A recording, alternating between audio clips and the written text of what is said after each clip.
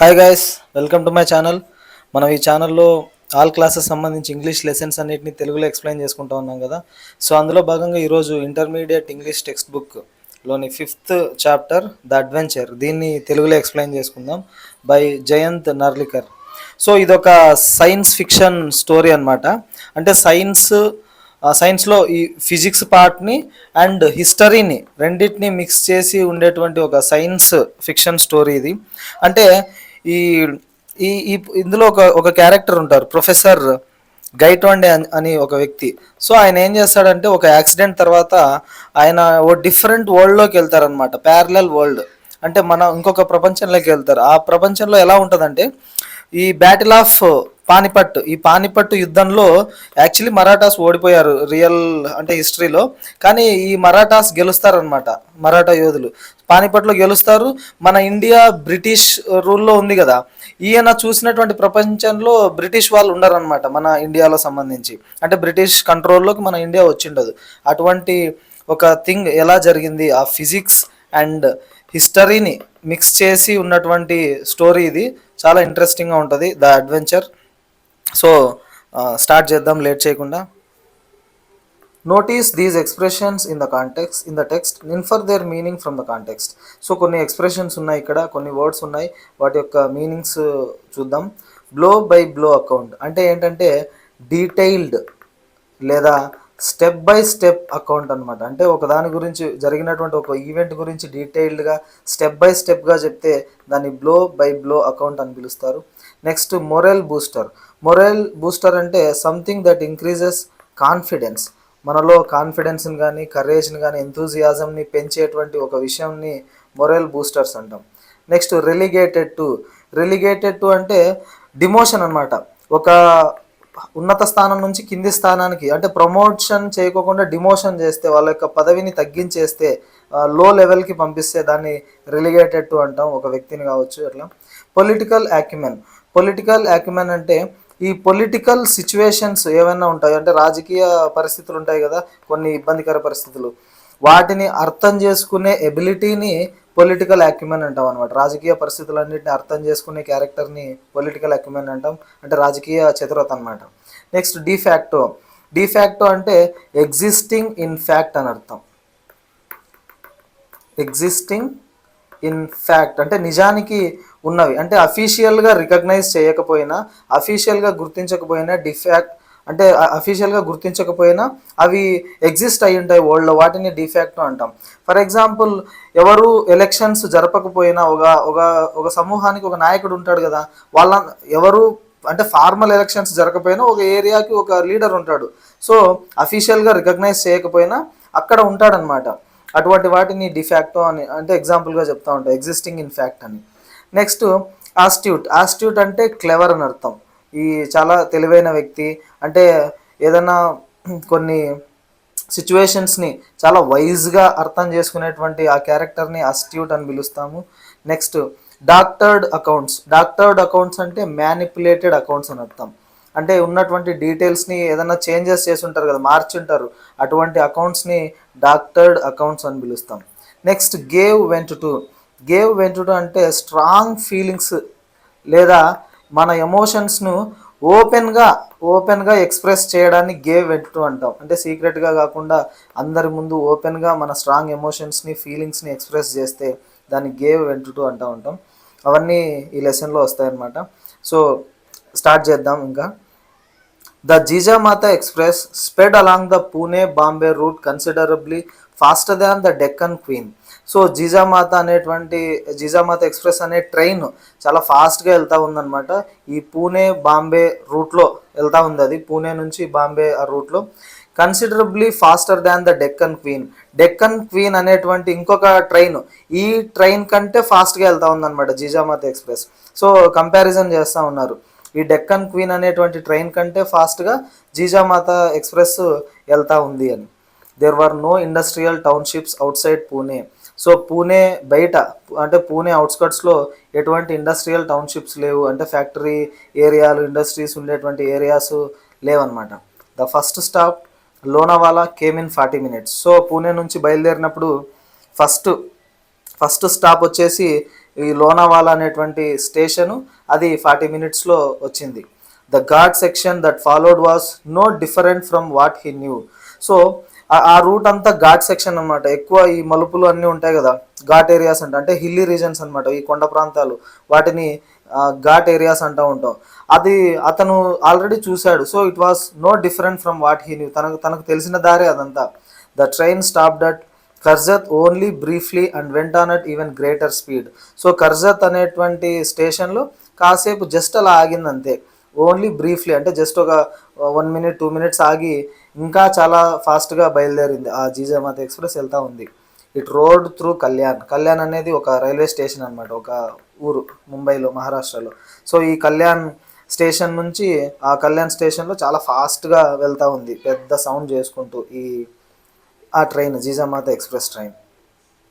Meanwhile, the racing mind of Professor Gaitonde had arrived at a plan of action in Bombay. So అప్పటిదాకా ఏవేవో ఆలోచించుకుంటూ వస్తూ ఉన్నాడు కదా, సో దాన్ని ఈ రేసింగ్ మైండ్ అంటాం. ఈ ప్రొఫెసర్ గైటోండే అనే వ్యక్తి ప్రయాణం చేస్తూ ఉన్నాడు. అప్పటిదాకా ఏదో ఆలోచించుకుంటూ ఉన్నటువంటి వ్యక్తి బాంబేకి వచ్చేసరికి, అంటే ఇప్పుడు ముంబై, ఒకప్పుడు బాంబే అని పిలిచేటోళ్ళు. సో ఆయన ఇప్పుడు ఒక ప్లాన్ ఆఫ్ యాక్షన్ వచ్చింది, అంటే తను ఆలోచించడం స్టార్ట్ చేశాడనమాట. ఒక ప్లాన్ వేసుకున్నాడు. He made a plan.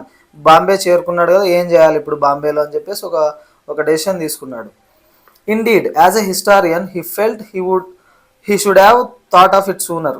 Actually నిజానికి అతను ఒక హిస్టారియన్ అంటే హిస్టరీని చదివేటువంటి వ్యక్తి అనమాట.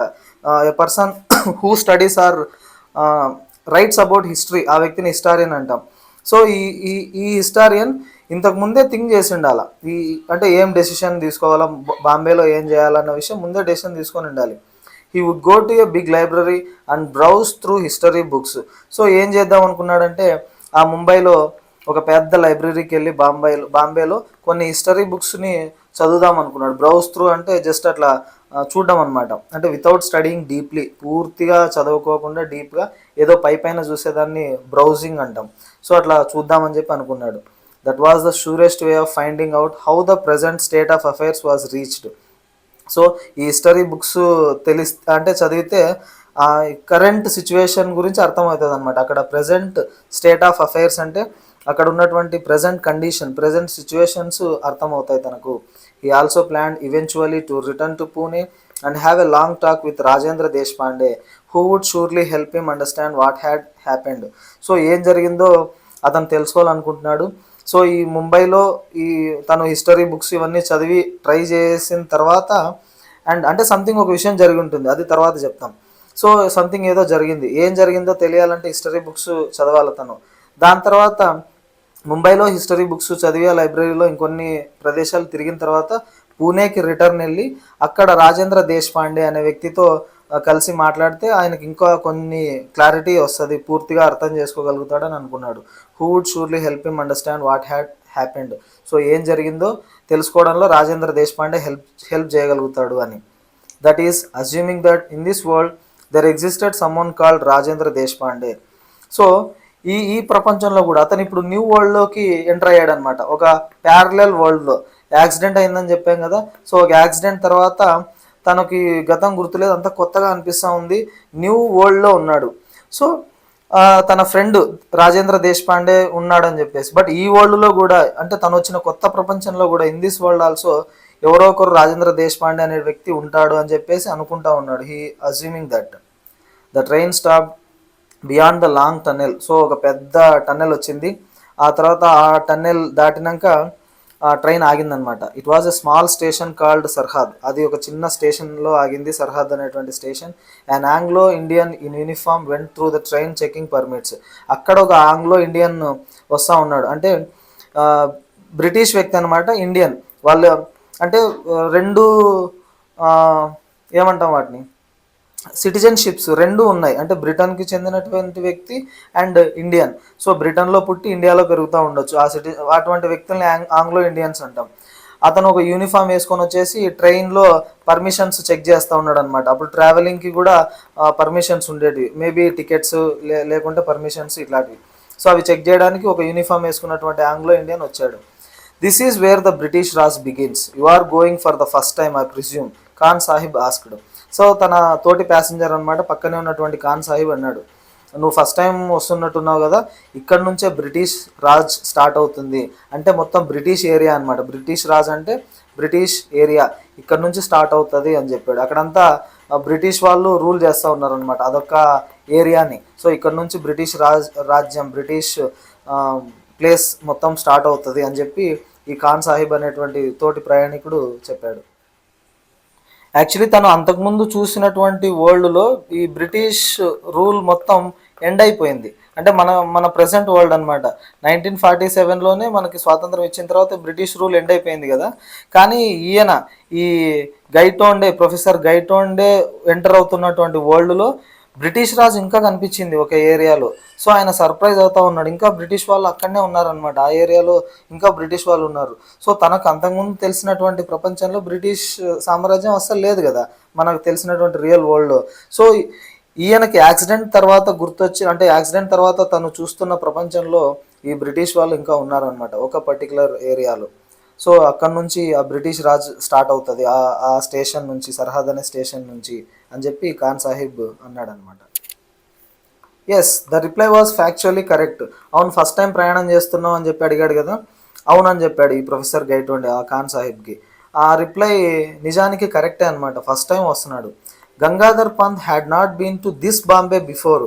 బాంబేకి చాలాసార్లు వచ్చాడు, కానీ ఈ బాంబేకి కొత్తగా అనిపిస్తూ ఉందన్నమాట. అంతకుముందు తను వచ్చినటువంటి బాంబేలో no Britishers, already British rule end అయిపోయింది అంతకుముందు తను వచ్చిన బాంబేలో. కానీ ఈ బ్రిటిష్ వాళ్ళు ఉన్నటువంటి బాంబేకి ఫస్ట్ టైం వస్తున్నాడు అనమాట గంగాధర్ పంత్. గంగాధర్ పంత్ అంటే నథింగ్ బట్ ఆయనే ప్రొఫెసర్ గైటోండే పూర్తి పేరు అనమాట, గంగాధర్ పంత్ గైటోండే అని చెప్పి. ఆయన ఫస్ట్ టైం వస్తున్నాడు. He ventured A question. Ventured అంటే కేర్ఫుల్గా అడగడం. సో ఒక క్వశ్చన్ని కేర్ఫుల్గా అడిగితే దాన్ని వెంచర్డ్ అంటాం. ఒక క్వశ్చన్ అడిగాడు, and Khan Sahib how will you go to Peshawar. So Peshawar present పాకిస్తాన్లో ఉన్నటువంటి ప్లేస్ అది. ఆయన అడిగాడు అనమాట, ఈ గంగాధర్ పంత్ గైటోండే ఆ ఖాన్ సాహిబ్ని అడిగారు, ఖాన్ సాహిబ్ చెప్పండి పెషావర్కి ఎలా వెళ్తారు మీరు అని చెప్పేసి ఒక క్వశ్చన్ అడిగాడు. This train goes to the Victoria terminus. I will take the frontier mail tonight out of central అని చెప్పాడు. ఈ విక్టోరియా టెర్మినస్ అనేది బ్రిటిష్ సామ్రాజ్యంలో బ్రిటిష్ వాళ్ళు పరిపాలించేటప్పుడు ఒక ఫేమస్ స్టేషన్ అనమాట ఇది. ఇప్పుడు మనం ప్రజెంట్ ఛత్రపతి శివాజీ టెర్మినస్ అని పిలుస్తూ ఉన్నాం, ముంబైలో ఉంటుంది ఛత్రపతి శివాజీ టెర్మినస్. అప్పుడు బ్రిటిష్ వాళ్ళ కాలంలో ఏమని పిలిచేటోళ్ళు, విక్టోరియా టెర్మినస్ అనేటోళ్ళు. సో ఈ ట్రైన్ విక్టోరియా టెర్మినస్కి వెళ్తుంది. అక్కడ నుంచి ఫ్రంటియర్ మెయిల్ అంటే అదొక ట్రైన్ అనమాట, ఫ్రంటియర్ మెయిల్ ఎక్కి అక్కడ నుంచి అంటే సెంట్రల్ రైల్వే స్టేషన్లో. సో ఇప్పుడు విక్టోరియా టెర్మినస్కి వెళ్తుంది, నేను సెంట్రల్ రైల్వే స్టేషన్లో ఫ్రంటియర్ మైల్ ఎక్కి పెషావర్కి వెళ్తాను అని చెప్పి ఖాన్ సాహిబ్ చెప్పాడు. How far does it go, by what route. So ఈ ఫ్రంటియర్ మెయిల్ ఎంత దూరం వెళ్తుంది, ఏ రూట్లో వెళ్తుంది అని చెప్పేసి ఈయన క్వశ్చన్ అడిగాడు. బాంబే టు ఢిల్లీ. సో అది ఎక్కడికి వెళ్తుంది, బాంబే నుంచి ఢిల్లీకి వెళ్తుంది. దెన్ టు లాహోర్, పాకిస్తాన్లో ఉందన్నమాట. బాంబే నుంచి ఢిల్లీకి వెళ్ళి అక్కడ నుంచి లాహోర్కి వెళ్తుంది, అండ్ దెన్ పెషావర్. లాహోర్ నుంచి పెషావర్కి వెళ్తుంది ఆ ట్రైన్. ఏ లాంగ్ జర్నీ, చాలా లాంగ్ జర్నీ అనమాట. I will reach Peshawar the day after tomorrow. So ఈరోజు నేను స్టార్ట్ అవుతే ఎల్లుండి డే ఆఫ్టర్ టుమారో పెషావర్కి రీచ్ అవుతాను అని చెప్పి ఖాన్ సాహిబ్ గంగాధర్ పంత్తో అన్నారు. Thereafter, Khan Sahib spoke a lot about his business and Gangadhar Pant was a willing listener. So దాని తర్వాత ఖాన్ సాహిబ్ తన బిజినెస్ గురించి చాలా మాట్లాడాడు అనమాట. గంగాధర్ పంత్ కూడా తను చెప్పేదంతా చాలా ఇంట్రెస్టింగ్గా వింటా ఉన్నాడు. For in that way he was able to get some flavour of life in this India that was so different. So అట్లా తనతో మాట్లాడుతూ flavour of life in this India, so ఈ కొత్త ఇండియాలో తనకి తెలిసినటువంటి ఇండియా కాదనమాట, ఇదొక డిఫరెంట్ ఇండియా. సో ఆ డిఫరెంట్ ఇండియాలో కొంచెం ఆయన ఎంజాయ్ చేస్తూ ఉన్నాడు. సో టేస్ట్ అంటే ఆ డిఫరెంట్ వేని ఆయన ఎంజాయ్ చేస్తూ ఉన్నాడు. అప్పటిదాకా కొత్త ఇండియా కదా తనకు, అంటే యాక్సిడెంట్ తర్వాత డిఫరెంట్ వరల్డ్ లాగా కనిపిస్తూ ఉంది మొత్తం. ఈ ప్యారలల్ వరల్డ్ అంటాం, మనతో పాటు ఇంకొక ప్రపంచం ఇంకొక వేలో జరుగుతూ ఉంటే ఎలా ఉంటుంది అనేది ఈ సైన్స్ ఫిక్షనల్ స్టోరీ అనమాట ఇది. The train now pass through the suburban rail traffic. So అక్కడ నుంచి ఇప్పుడు సబర్బన్ ఏరియాస్ అంటాం. సబర్బన్ ఏరియాస్ అంటే ఈ సిటీ అవుట్స్కట్స్ అనమాట. సో సిటీ అవుట్స్కట్స్లో వెళ్తూ ఉంది ట్రైన్ ఇప్పుడు. The blue carriages carried the letters GBMR on the side. So ఈ బ్లూ క్యారేజెస్, ఈ ట్రైన్కి కంపార్ట్మెంట్స్ ఉంటాయి కదా, బ్లూ కలర్లో ఉన్నాయి, వాటి మీద పెద్ద పెద్ద లెటర్స్ కనిపిస్తున్నాయి, జీబీఎంఆర్ అని చెప్పేసి ఒక సైడ్కి. Greater Bombay metropolitan railway. So GBMR అంటే ఏంటి? Greater Bombay metropolitan railway explain Khan Sahib. So ఆ ఫుల్ ఫామ్ చెప్పాడు అనమాట ఖాన్ సాహిబ్ వాటి గురించి. గ్రేటర్ బాంబే మెట్రోపాలిటన్ రైల్వే అనేది ఆ ట్రైన్ యొక్క ఏమంటాం, ఆ ట్రైన్ల మీద ఉన్నటువంటి ఈ లెటర్స్ యొక్క ఫుల్ ఫామ్ అని చెప్పి ఆయన చెప్పాడు. ఇప్పుడు లేదు, అసలు మన రియల్ ఇండియాలో ఇది లేనే లేదు, గ్రేటర్ బాంబే మెట్రోపాలిటన్ రైల్వే అనేది లేదు. కానీ తను వెళ్ళినటువంటి ఆ ప్యారలల్ వరల్డ్ ఏదైతే ఉందో, ఇంకొక ప్రపంచం, ఇంకొక ఇండియా, ఇంకొక వరల్డ్, సో గంగాధర్ పంత్ ఇప్పుడు ఫేస్ చేస్తున్న ఇంకొక వరల్డ్లో ఇది ఉంది. See the tiny Union Jack painted on each carriage, a gentle reminder that we are in British territory. So వాటి మీద చూడండి అంటే ఇవి ఉన్నాయి ఆ రైలు పెట్టెల మీద, tiny union Jack. Tiny union Jack అనేది ఏంటంటే నేషనల్ ఫ్లాగ్. ఈ టైనీ యూనియన్ జాక్ అనేది బ్రిటిష్ వాళ్ళ ఫ్లాగ్. సో ఆ ఫ్లాగ్ కనిపిస్తూ ఉందన్నమాట పిక్చర్, అంటే వాటి మీద పెయింటింగ్. సో అది ఎందుకంటే gentle reminder that we're in British territory, మనం బ్రిటిష్ సామ్రాజ్యంలో ఉన్నాము అని చెప్పేసి ఒక జెంటిల్ రిమైండర్, అది గుర్తు చేస్తూ ఉన్నారు, మీరు బ్రిటిష్ సామ్రాజ్యంలో ఉన్నారు అని చెప్పేటువంటి గుర్తు అనమాట ఆ టైనీ యూనియన్ జాక్ అనేది. అంటే బ్రిటిష్ ఫ్లాగ్, బ్రిటిష్ జెండా మీద ఉంటుంది అది. The train began to slow down beyond Dadar and stopped only at its destination. So Dadar తర్వాత కొద్దిగా స్లో అయింది ఆ ట్రైన్, దాదర్ అనే స్టేషన్ దాటిన తర్వాత ఆ ప్లేస్. దాని తర్వాత తన డెస్టినేషన్లో మాత్రమే ఆగుతుంది అనమాట, ఎక్కడికైతే వెళ్తా ఉందో అక్కడే ఆగుతుంది, తన ఒరిజినల్ ప్లేస్కి. ఎక్కడ? విక్టోరియా టెర్మినస్లో మాత్రమే ఆగుతుంది. Next Victoria terminus. The station looked remarkably neat and clean. So Victoria terminus, ఇప్పుడు ఛత్రపతి శివాజీ టెర్మినస్ అంటున్నాం ముంబైలో, అప్పుడు తను చూస్తున్నప్పుడు ఆ బ్రిటిష్ పేరు అట్లనే ఉందన్నమాట, విక్టోరియా టెర్మినస్ అని. సో చాలా నీట్గా క్లీన్గా ఉంది ఆ స్టేషన్ అంతా. The staff was mostly made up of Anglo Indians and Parsis along with handful of British officers. So మొత్తం అంతా ఆంగ్లో ఇండియన్స్ ఉన్నారు అక్కడ ఆ స్టేషన్లో, అంటే వర్క్ చేసే వాళ్ళు ఆంగ్లో ఇండియన్స్ అండ్ అంటే ఇండియన్ బ్రిటిష్ ఇద్దరు కలిసిన వాళ్ళు అనమాట ఆంగ్లో ఇండియన్స్ అంటే. అండ్ పార్సీస్ వచ్చేసి ఒక స్మాల్ రిలీజియస్ కమ్యూనిటీ ఆ ముంబైలో ఉన్నటువంటి వాళ్ళు అనమాట. ఈ జొరాస్ట్రియన్స్ ఉంటారు కదా, జొరాస్ట్రియనిజంని ఫాలో అయ్యే వాళ్ళు, అదొక కమ్యూనిటీ అనమాట. హిందూయిజం, బుద్ధిజం లెక్క జొరాస్ట్రియనిజం, వాటిని ఫాలో అయ్యే వాళ్ళని పార్సీస్ అని పిలుస్తాం. సో అక్కడ పార్సీస్ పనిచేస్తున్నారు, అదొక small religious community along with a handful of British officers. కొద్దిమంది బ్రిటిష్ ఆఫీసర్లు కూడా ఉన్నారు ఆ స్టేషన్లో. As he emerged from the station, Gangadhar Pant found himself facing an imposing building. So ఆ స్టేషన్లో దిగి, విక్టోరియా టెర్మినస్ స్టేషన్లో దిగి బయటకు వచ్చిన తర్వాత చూస్తే ఒక పెద్ద ఇంపోజింగ్, అంటే ఒక పెద్ద లగ్జూరియస్, చాలా పెద్ద గ్రాండ్ బిల్డింగ్ అనిపించింది తన ఎదురుగా. The letters on it proclaimed it's identity to those who didn't no this Bombay land mark. So ఆ బిల్డింగ్ మీద అక్షరాలు కనిపిస్తూ ఉన్నాయి, అంటే దాని గురించి తెలియని వాళ్ళకి తెలియజేయడానికి అనమాట. దాని మీద ఏముందంటే east India house head quarters of the east India company అని చెప్పి. సో బ్రిటిష్ వాళ్ళ కంపెనీ కదా ఈస్ట్ ఇండియా కంపెనీ అనేది, బ్రిటిష్ వాళ్ళు స్థాపించినటువంటి సంస్థ. సో ఆ సంస్థకు సంబంధించిన హెడ్ క్వార్టర్స్ అనమాట ఆ building. So east India company వాళ్ళ బిల్డింగ్ అక్కడ కనిపిస్తూ ఉంది. Prepared as he was for many shocks, professor Gaitonde had not expected this.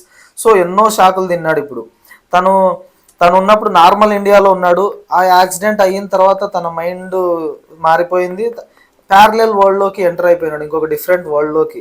So ఎన్నో షాక్స్ తిన్నాడు, ఇది అన్ఎక్స్పెక్టెడ్, తను అస్సలు ఎక్స్పెక్ట్ చేయలే. The east India Company had been wound up shortly after the events of 1857. At least that is what history books said. So మనం చదువుకున్న history బుక్స్లో 1857 తర్వాత, సో 1857 తర్వాత ఈస్ట్ ఇండియా కంపెనీ అనేది మూసేసినారనమాట, అది లేకుండా వెళ్ళిపోయింది. ఎందుకంటే 1857లో first war of independence. So మనకి తెలుసు సిపాయి మ్యూటినీ జరిగింది అప్పుడు, సిపాయిల తిరుగుబాటు జరిగింది కదా 1857లో. సో 1857 తర్వాత ఈస్ట్ ఇండియా కంపెనీ, ఆ కంపెనీ లేకుండా పోయిందనమాట మన ఇండియాలో, రియల్ ఇండియాలో. కానీ ఇప్పుడు ప్రజెంట్ ఈ ప్రొఫెసర్ గంగాధర్ పంత్ గైటోండే ఇంకా ఈస్ట్ ఇండియా కంపెనీని చూస్తూ ఉన్నాడు ముంబైలో, అంటే తను చూసేటువంటి బాంబేలో. సో షాక్ అయిపోయినాడు అనమాట. At here it was not only alive but ఫ్లోరిషింగ్. ఇక్కడ ఆ కంపెనీ ఇంకా ఉండడమే కాకుండా చాలా అభివృద్ధి చెందుతూ ఉందన్నమాట. ఆ కంపెనీ చూసి ఫ్లోరిషింగ్ అంటే గ్రోయింగ్ సక్సెస్ఫుల్ అని అర్థం. సో చూసి షాక్ అయిపోయినాడు. So history had taken a different turn perhaps before 1857. So ఇప్పుడు అర్థమైంది తనకు, 1857 తర్వాత ఈ ఈస్ట్ ఇండియా కంపెనీ లేదు, అంటే జనరల్గా రియల్ ఇండియాలో ఆ రియల్ హిస్టరీ ప్రకారం. కానీ ఇప్పుడు ప్రజెంట్ ఉంది. అంటే 1857 కంటే ముందే హిస్టరీ ఇంకొక డిఫరెంట్ టర్న్ తీసుకొనింది. సో అప్పుడే ఏదో సంథింగ్ జరిగింది, హిస్టరీలో మార్పు వచ్చింది ఈ చరిత్రలో అని చెప్పి అనుకున్నాడు. How and when had it happened, he had to find out. So ఎలా జరిగింది, ఎప్పుడు జరిగింది అనేది ఈయన కనిపెట్టాలన్నమాట. హిస్టరీ మొత్తం మారిపోయింది. ఈ రియల్ అంటే తను చూస్తున్నటువంటి ఆ ప్యారలల్ డిఫరెంట్ వరల్డ్లో, తను ఉన్నటువంటి మరో ప్రపంచంలో హిస్టరీ మొత్తం మారిపోయింది. తనకు తెలిసిన హిస్టరీ లేదనమాట. హిస్టరీలో రియల్గా జరిగింది ఏంటి, 1857లో ఈ సిపాయి మీటిని తర్వాత, సిపాయిల తిరుగుబాటు తర్వాత ఈస్ట్ ఇండియా కంపెనీ లేకుండా పోయింది. కానీ ఇప్పుడు ప్రజెంట్ తను ఈస్ట్ ఇండియా కంపెనీని చూస్తూ ఉన్నాడు. సో 1857 కంటే ముందే ఏంటో జరిగింది, ఎలా జరిగింది, ఎప్పుడు జరిగింది అనే విషయం ఆయన కనిపెట్టాలి. As he walked along Hanbai Road, as it was called, he found a different set of shops and office buildings. So Hornby road అనే దాంట్లో వెళ్తా ఉన్నాడు. యాజ్ ఇట్ వాస్ కాల్డ్, తనకు తెలిసిన అంటే ముంబైలో ఈ ప్లేసే లేదనమాట హాన్బై రోడ్ అనేది, కానీ ఇప్పుడు కనిపిస్తూ ఉంది. ఈ హాన్బై రోడ్ అని పిలుస్తున్నారు. అక్కడ డిఫరెంట్ షాప్స్ కనిపిస్తున్నాయి, డిఫరెంట్ ఆఫీస్ బిల్డింగ్స్ కనిపిస్తున్నాయి. There was no handloom house building. So handloom house building అనేది ఒక ఫేమస్ బిల్డింగ్ అనమాట ముంబైలో ప్రజెంట్ ఉన్నది, అది లేదు. ఇన్స్టెడ్ దానికి బదులుగా there were Boots and Woolworth departmental stores, imposing offices of Lloyds, Barclays and other British banks as in a typical high street of a town in England. దానికి బదులుగా ముంబైలో ఎట్లా కనిపిస్తున్నాయంటే, ఆ బాంబేలో ఒక ఇంగ్లాండ్లో కనిపించే విధంగా డిఫరెంట్ షాప్స్ కనిపిస్తున్నాయి. అంటే boots and Woolworth departmental stores, ఇవన్నీ ఇంగ్లాండ్లో కనిపించేటువంటి బ్రాండ్స్ అనమాట, ఇంగ్లాండ్లో కనిపించే shops. Imposing offices of Lloyds, so Lloyds అనేది ఒక కంపెనీ వాళ్ళ ఆఫీసులు. బార్క్లేస్, అదర్ బ్రిటిష్ బ్యాంక్స్, ఇట్లాంటివన్నీ ఒక ఇంగ్లాండ్లో తిరిగినట్లు అనిపిస్తూ ఉంది బాంబేలో తిరుగుతూ ఉంటే. He turned right along Home Street and entered Forbes building. So home స్ట్రీట్లో రైట్ తీసుకొని ఫోర్బ్స్ బిల్డింగ్లోకి ఎంటర్ అయ్యాడు. అక్కడ బాంబేలో కనిపిస్తూ ఉందన్నమాట ఫోర్బ్స్ బిల్డింగ్, అక్కడికి ఎంటర్ అయినాడు తను. I wish to meet mister Vinay Gaitonde please, he said to the English receptionist. So ఆ ఫోర్బ్స్ బిల్డింగ్లో ఒక ఇంగ్లీష్ ఆమె ఉందన్నమాట రిసెప్షనిస్ట్. ఆమెను కలిసి I wish to meet mister Vinay Gaitonde, నేను వినయ్ గైటోండేని కలవాలనుకుంటున్నాను అని చెప్పాడు. ఆ వినయ్ గైటోండే ఫోర్బ్స్ బిల్డింగ్లో పనిచేస్తుంటాడు అనమాట, తనకు తెలుసు. She searched through the telephone list, the staff list and then through the directory of employees of all the branches of the firm. So ఆమె టెలిఫోన్ లిస్ట్లో ఎతికింది మిస్టర్ వినయ్ గైటోండే అనే నేమ్ కోసం, స్టాఫ్ లిస్ట్ చూసింది, దాని తర్వాత all the branches of the firm, ఈ కంపెనీకి సంబంధించిన డిఫరెంట్ బ్రాంచెస్ ఉంటాయి కదా, అందులో అందరి ఎంప్లాయీస్ లిస్ట్ కూడా చెక్ చేసింది ఆమె. She shook her head and said, so తన తల ఊపుతూ ఇలా చెప్పింది, I'm afraid I can't find anyone of that name either here or in any of our branches.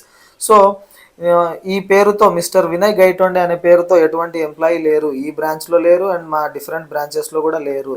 Are you sure he works here, కన్ఫర్మ్గా తెలుసా అతను ఇక్కడే పనిచేస్తాడని అని చెప్పింది. తను గతంలో అంటే నార్మల్ వరల్డ్లో ఉన్నప్పుడు మిస్టర్ వినయ్ గైటోండే అక్కడే పనిచేస్తాడు ఫోర్బ్స్ బిల్డింగ్లో, కానీ ఇప్పుడు డిఫరెంట్ ప్యారలల్ వరల్డ్లో ఉన్నాడు కదా, సో మిస్టర్ వినయ్ గైటోండే లేడనమాట వాళ్ళ లిస్ట్లో. This was a blow, not totally unexpected. So ఇది ఒక పెద్ద షాక్ అనమాట. బ్లో అంటే షాక్ అని అర్థం. సో ఒక పెద్ద షాక్, తనకు అస్సలు ఎక్స్పెక్ట్ చేయలే. If he himself were dead in this world, what guarantee had he that his son would be alive. So ఇప్పుడు తనకు ఎట్లా అనిపిస్తుంది అంటే, ఈ వరల్డ్లో మిస్టర్ గైటోండే, ఈ గంగాధర్ పంత్ గైటోండే అనేటోడే లేడు, సో తను లేకపోతే తన కొడుకు ఎలా బతుకుంటాడు అంటే, ఇక్కడ మిస్టర్ వినయ్ గైటోండే ఎవరంట, తన కొడుకు గంగాధర్ పంత్ గైటోండే యొక్క కొడుకు. ఈ డిఫరెంట్ వరల్డ్లో ఈ మిస్టర్ గంగాధర్ పంత్ గైటోండే లేకపోతే, అతను పుట్టుండకపోతే ఆ డిఫరెంట్ ప్రపంచంలో తన కొడుకు ఎలా పుట్టుంటాడు. Indeed he may not even have been born, అసలు పుట్టే ఉండడు. అంటే మిస్టర్ వినయ్ గైటోండే అనేటువంటి తన కుమారుడు పుట్టి ఉండే అవకాశమే లేదనమాట, ఎందుకంటే అసలు ఈ ప్రపంచంలో తనే లేడు ఇక్కడ. సో షాక్ అవుతూ ఉన్నాడు. He thank the girl politely and came out. So ఏం మాట్లాడాలో తెలియక ఆమెకు థ్యాంక్స్ చెప్పేసి బయటకు వచ్చేసాడు. It was characteristic of him not to worry about where he would stay. So ఎక్కడ ఉండాలో తెలియదు బాంబేలో, కానీ దాని గురించి ఏం వర్రీ అవ్వట్లేదు అనమాట, ఎక్కడైనా ఉండొచ్చు అనుకుంటా ఉన్నాడు. His main concern was to make his way to the library of the Asiatic society to solve the riddle of history. So ఇంకా తన మెయిన్ కన్సర్న్ అక్కడ ఆ నైట్కి ఎక్కడ స్పెండ్ చేయాలా దాని గురించి పెద్ద పట్టించుకోవట్లేదు అనమాట. ఇప్పుడు మెయిన్ కన్సర్న్ ఏంటంటే ఈ సస్పెన్స్, ఈ కొత్త ప్రపంచం ఏంటి, దీని యొక్క హిస్టరీ ఎక్కడ చేంజ్ అయిపోయిందని తెలుసుకోవాలా. అది తెలుసుకోవాలంటే ఏషియాటిక్ సొసైటీ లైబ్రరీకి వెళ్ళి ఈ ఈ రిడిల్ ఏదైతే ఉందో, ఈ సస్పెన్స్ అనమాట, ఈ మిస్టరీ, దాన్ని సాల్వ్ చేయాలని చెప్పేసి అనుకున్నాడు. Grabbing A quick lunch at a restaurant he made his way to the town hall. So ఒక రెస్టారెంట్కి వెళ్ళి ఒక క్విక్ లంచ్ అంటే సింపుల్ లంచ్ అనమాట, ఏదో ఫాస్ట్గా తినేసి, క్విక్ లంచ్ అంటే ఫాస్ట్గా తినేసి ఆ టౌన్ హాల్కి బయలుదేరాడు తను. టౌన్ హాల్ అనేది ఒక పెద్ద public building, large public building అక్కడ బాంబేలో ఉంటుంది. ఆ టౌన్ హాల్కి వెళ్ళాడు. Yes, to his relief the town hall was there. So different అన్ని ఏవి లేకుండా పోతున్నాయి కదా, కొత్తగా ఉంది, కానీ తన రిలీఫ్ ఫీల్ అయినట్టు టౌన్ హాల్ మాత్రం ఉంది. And did house the library. So town hall ఉంది, ఆ లైబ్రరీ కూడా ఉంది. He entered the reading room and asked for a list of history books including his own. So ఒక రీడింగ్ రూమ్లోకి enter అయ్యి అక్కడ ఉన్న వాళ్ళని అడిగాడు అనమాట, హిస్టరీ బుక్స్ అంటే ఒక లిస్ట్ ఇచ్చి హిస్టరీ బుక్స్ కోసం, ఇంక్లూడింగ్ హిస్ ఓన్, తను రాసినటువంటి హిస్టరీ బుక్స్ కూడా అడిగాడు. సో ఈ గంగాధర్ పంత్ గైటోండే, ఈ ప్రొఫెసర్ గైటోండే అంతకుముందు హిస్టరీ బుక్స్ రాశాడనమాట, అతను రాసినవే. సో ఆ బుక్స్ని తెమ్మని చెప్పి అడిగాడు, తన ఓన్ బుక్స్ అనమాట అవి. His 5 volumes duly arrived on his table. So తను రాసిన బుక్స్ కూడా ఉన్నాయి. తను రాసినటువంటి 5 వాల్యూమ్స్ అంటే 5 పార్ట్స్, ఒక విషయం గురించి పార్ట్ 1, పార్ట్ 2, పార్ట్ 3 ఇట్లా రాస్తారు కదా. సో 5 వాల్యూమ్స్ అనమాట, అవి వచ్చాయి తన టేబుల్ మీదకి కాసేపట్లో. ఈ started from the beginning. So ఆ 5 వాల్యూమ్స్ని చదవడం మొదటి నుంచి, ఫస్ట్ వాల్యూమ్ నుంచి చదవడం స్టార్ట్ చేశాడు తను, ఫస్ట్ నుంచి. Volume 1 took the history up to the period of Ashoka. So ఈ ఫస్ట్ పార్ట్ వాల్యూమ్ 1 బుక్లో అశోకుని పీరియడ్ దాకా ఉందన్నమాట హిస్టరీలో. అశోక, ఈ మౌర్యన్ ఎంపరర్ ఉంటారు కదా, ఈ మౌర్యుల చక్రవర్తి అశోకుడు, అక్కడ దాకా ఉంది వాల్యూమ్ 1లో. Volume 2 up to Samudragupta. So ఈ వాల్యూమ్ 2 వచ్చేసి సముద్రగుప్తుడు రాజు గురించి ఉంది, ఈయన గుప్తా ఎంపరర్ అనమాట. Volume 3 up to Mohammad Ghori. So volume 3 వచ్చేసి మహమ్మద్ గోరీ వరకు ఉంది, అంటే హిస్టరీలో పార్ట్స్ ఇవన్నీ. సో ఈయన మన ఇండియాని దండెత్తినటువంటి ముస్లిం రూలర్ మహమ్మద్ గోరీ, ఆయన గురించి ఉంది వాల్యూమ్ 3లో. అండ్ వాల్యూమ్ 4 వచ్చేసి డెత్ ఆఫ్ ఔరంగజేబ్. సో ఈ ఔరంగజేబ్ మొఘల్ ఎంపరర్ ఉన్నాడు కదా, ఆయన చనిపోయేంత వరకు వాల్యూమ్ 4లో ఉంది. ఇక్కడెక్కడ హిస్టరీ చేంజ్ అవ్వలేదు. Up to this period history was as he knew it. So ఈ వాల్యూమ్ 4 వరకు తనకు తెలిసినంత వరకు హిస్టరీ ఏం చేంజ్ అవ్వలేదు, తనకు ఎలా తెలుసో అలానే ఉందన్నమాట. So the change evidently had occurred in the last volume. So మార్పు ఖచ్చితంగా ఎక్కడ వచ్చి ఉంటుంది, ఫస్ట్ 4 పార్ట్స్లో ఎటువంటి చేంజెస్ లేవు, ఇంకా లాస్ట్ మిగిలిన ఫైనల్ పార్ట్ ఈ వాల్యూమ్ 5లోనే మార్పు, హిస్టరీలో ఎక్కడో మారింది సమ్ ఇన్సిడెంట్ అని చెప్పేసి కనుక్కున్నాడు. Reading volume 5 from both ends inwards, Gangadhar Pant finally converged on the precise moment where history had taken a different turn. So ఈ reading volume 5 from both ends inwards అంటే ఫస్ట్ పేజ్ నుంచి లాస్ట్ పేజ్ నుంచి రెండింటిని చదువుకుంటూ ఒకేసారి చదువుతూ స్టార్ట్ చేసినాడు అనమాట. అంటే ఫస్ట్ చదువుతాడు, మళ్ళీ లాస్ట్ పేజ్, మళ్ళీ ఇటు పక్క నుంచి సెకండ్ పేజ్, లాస్ట్ నుంచి సెకండ్ పేజ్, ఇట్లా చదువుకుంటూ వస్తూ ఉన్నాడు లోపలికి. దాన్నే బోత్ ఎండ్స్ ఇన్వర్డ్స్ అంటాం. అప్పుడు ఒక ప్రిసైజ్ మూమెంట్, ఒక ఎగ్జాక్ట్ మూమెంట్ తెలిసింది, ఎక్కడ where history had taken a different turn. So ఈ హిస్టరీ ఎక్కడ మారిందో ఆయన తెలుసుకున్నాడు అనమాట ఆ వాల్యూమ్ 5 బుక్లో. That page in the book described the Battle of Panipat and it mentioned that the Marathas won it handsomely. So ఆ బుక్లో ఏంటంటే బ్యాటిల్ ఆఫ్ పానిపట్, ఈ పానిపట్టు యుద్ధం గురించి మొత్తం డిస్క్రైబ్ చేసినారు. అందులో మరాఠాస్ చాలా హ్యాండ్సమ్లీ గెలిచినారంటే చాలా ఈజీగా, చాలా గ్రేట్, చాలా బాగా గెలిచారు అని చెప్పేసి మరాఠాస్ గెలిచారు ఆ పానిపట్ యుద్ధాన్ని. Abdali was routed and he was chased back to Kabul by the triumphant Maratha army led by Sadashivarao Bhau and his nephew the young Vishwas Rao. So దాంట్లో ఏముందంటే ఈ అబ్దాలి అనే వ్యక్తిని ఓడించేశారనమాట. రౌటెడ్ అంటే డిఫీటెడ్, అబ్దాలిని ఓడించేశారు ఎవరు, ఈ మరాఠా ఆర్మీ వాళ్ళు. And he was chased back to Kabul వరకు తరిమి కొట్టారు ఆ వ్యక్తిని.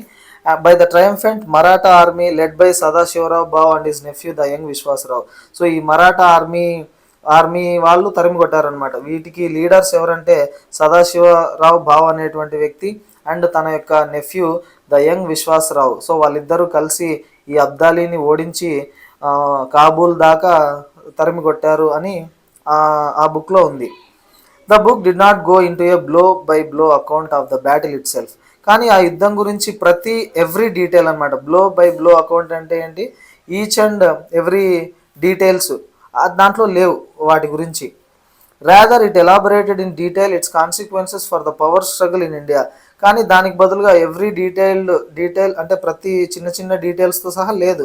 కానీ ఈ పవర్ స్ట్రగుల్ ఇండియాలో, ఈ పవర్ స్ట్రగుల్ అనమాట, పవర్ని కాపాడుకోవడానికి, సో రాజ్యాధికారం కోల్పోకుండా ఉండడానికి జరిగినటువంటి కాన్సిక్వెన్సెస్ అన్నీ ఉన్నాయి ఆ బుక్లో ఎలాబొరేటెడ్గా.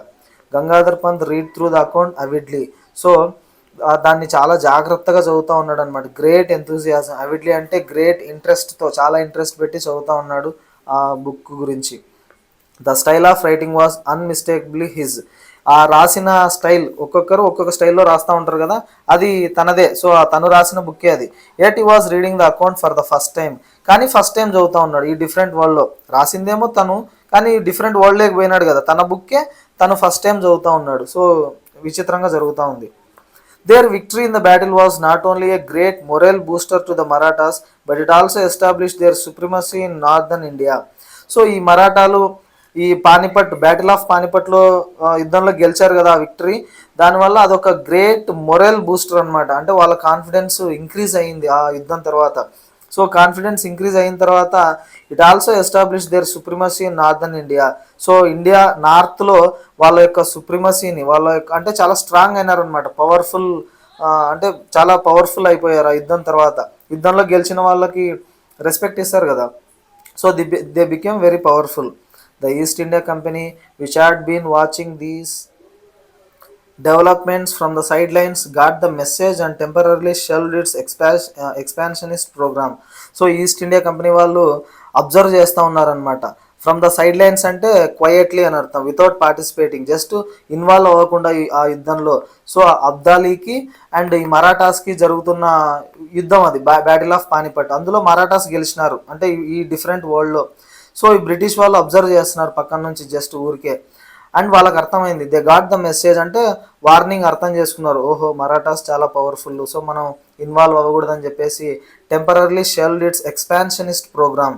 సో వాళ్ళు ఎక్స్పాండ్ అవుదాం అనుకున్నారు కదా అక్కడ, ఈ మొత్తం అంటే భారతదేశాన్ని ఆక్యుపై చేసుకోవాలనే ఆలోచనలు వచ్చాయి కదా, సో వాళ్ళు ఆ ప్రోగ్రామ్ని క్యాన్సిల్ చేసుకున్నారు, కొన్నాళ్ళు పక్కన పెట్టినారనమాట. షెల్డ్ అంటే పక్కన పెట్టేయడం, పోస్ట్ పోన్డ్ అని అర్థం. వాళ్ళ ఆలోచనని పోస్ట్పోన్ చేసినారు Britishers. For the Peshwas, the immediate result was an increase in the influence of Bau Sahib and Vishwasrao, who eventually succeeded his father in 1780 AD.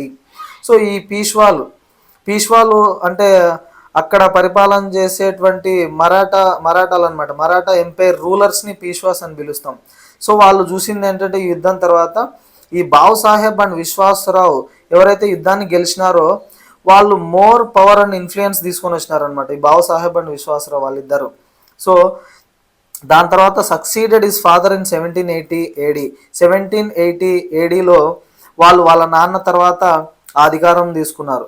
The trouble maker Dadasaheb was relegated to the background and eventually retired from the state politics. So the trouble maker, సమస్యల్ని తీసుకొని వచ్చేటువంటి వ్యక్తి అనమాట. Trouble maker అంటే a person who causes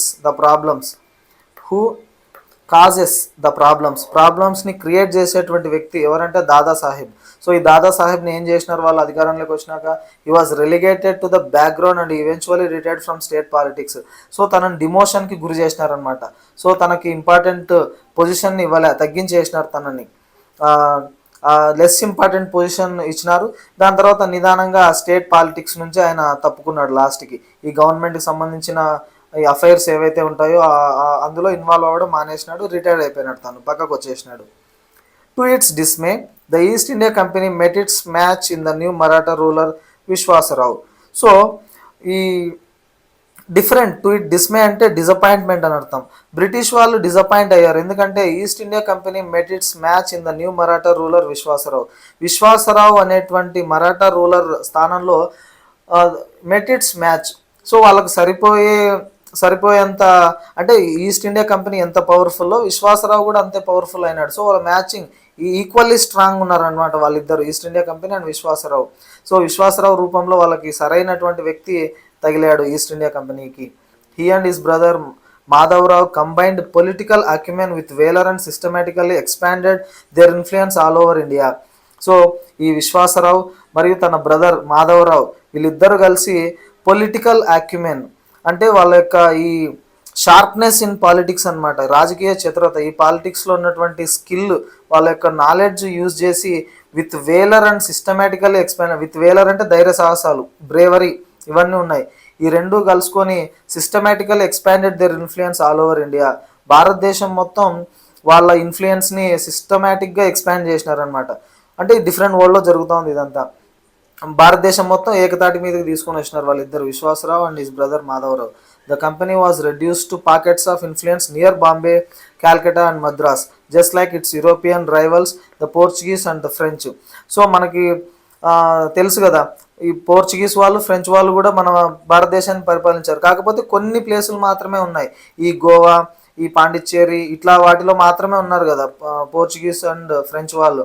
same అట్లనే వీళ్ళ power ముందు, విశ్వాసరావు మాధవరావు వీళ్ళంతా కలిసి వీళ్ళ రాజకీయ చిత్రత ముందు కంపెనీ, ఈ బ్రిటిష్ ఈస్ట్ ఇండియా కంపెనీ ఏమైపోయిందంటే ఓన్లీ బాంబేలో, అంటే ఇప్పుడు ముంబై అని పిలుస్తున్నాం, కాల్కటా ప్రజెంట్ కోల్కతా అని పిలుస్తున్నాం, అండ్ మద్రాస్ అంటే ప్రజెంట్ చెన్నై తమిళనాడు, ఈ చెన్నై, ఈ 3 ఏరియాలలో మాత్రమే ఈస్ట్ ఇండియా కంపెనీ వాళ్ళ పవర్ ఉందన్నమాట. మిగిలిన అంతా ఇండియన్సే రూల్ చేస్తూ ఉన్నారు. సో అట్లా మారిపోయింది, అంటే డిఫరెంట్ వరల్డ్లో. For political reasons the Peshwas kept the puppet Mughal regime alive in Delhi. So కొన్ని పొలిటికల్ రీజన్స్ వల్ల, అంటే వాళ్ళకి సంబంధించి కొన్ని బెనిఫిట్స్ ఉంటాయి కదా పొలిటికల్లీ, సో ఆ పొలిటికల్ బెనిఫిట్స్ వల్ల వాళ్ళు ఏం చేశారంటే కొన్ని, అంటే ఈ వాళ్ళ పవర్ని మెయింటైన్ చేయడానికి ఈ పీష్వాస్ మొఘల్ రెజ్యూమేని అట్లే పెట్టినారు, మొఘల్స్ని ఉండనిచ్చినారు వాళ్ళు. పీష్వాస్ డిఫరెంట్, యాక్చువల్లీ ఢిల్లీలో వాళ్ళే అధికారంలోకి రావచ్చు, కాకపోతే ఈ పప్పెట్ ఉన్నాడు వాళ్ళ దగ్గర, ఒక పప్పెట్ అంటే వాళ్ళు చెప్పినట్టు వినేటువంటి వ్యక్తి అనమాట. అంటే జస్ట్ మొఘల్ ఎంపరరే ఉంటాడు ఢిల్లీలో, కానీ ఇతను ఎలా చేస్తూ ఉంటాడు, పీష్వాస్ చెప్పినట్లు చేస్తూ ఉంటాడు, ఈ మరాఠా రూలర్స్ చెప్పినట్టు కానీ ఈ మొఘల్ రూలర్ చేస్తూ ఉంటాడు అనమాట. సో కొన్ని పొలిటికల్ రీజన్స్ వల్ల ఈ ఢిల్లీ ప్లేస్ని మాత్రం ఆక్రమించుకోలేదు మన మరాఠాస్.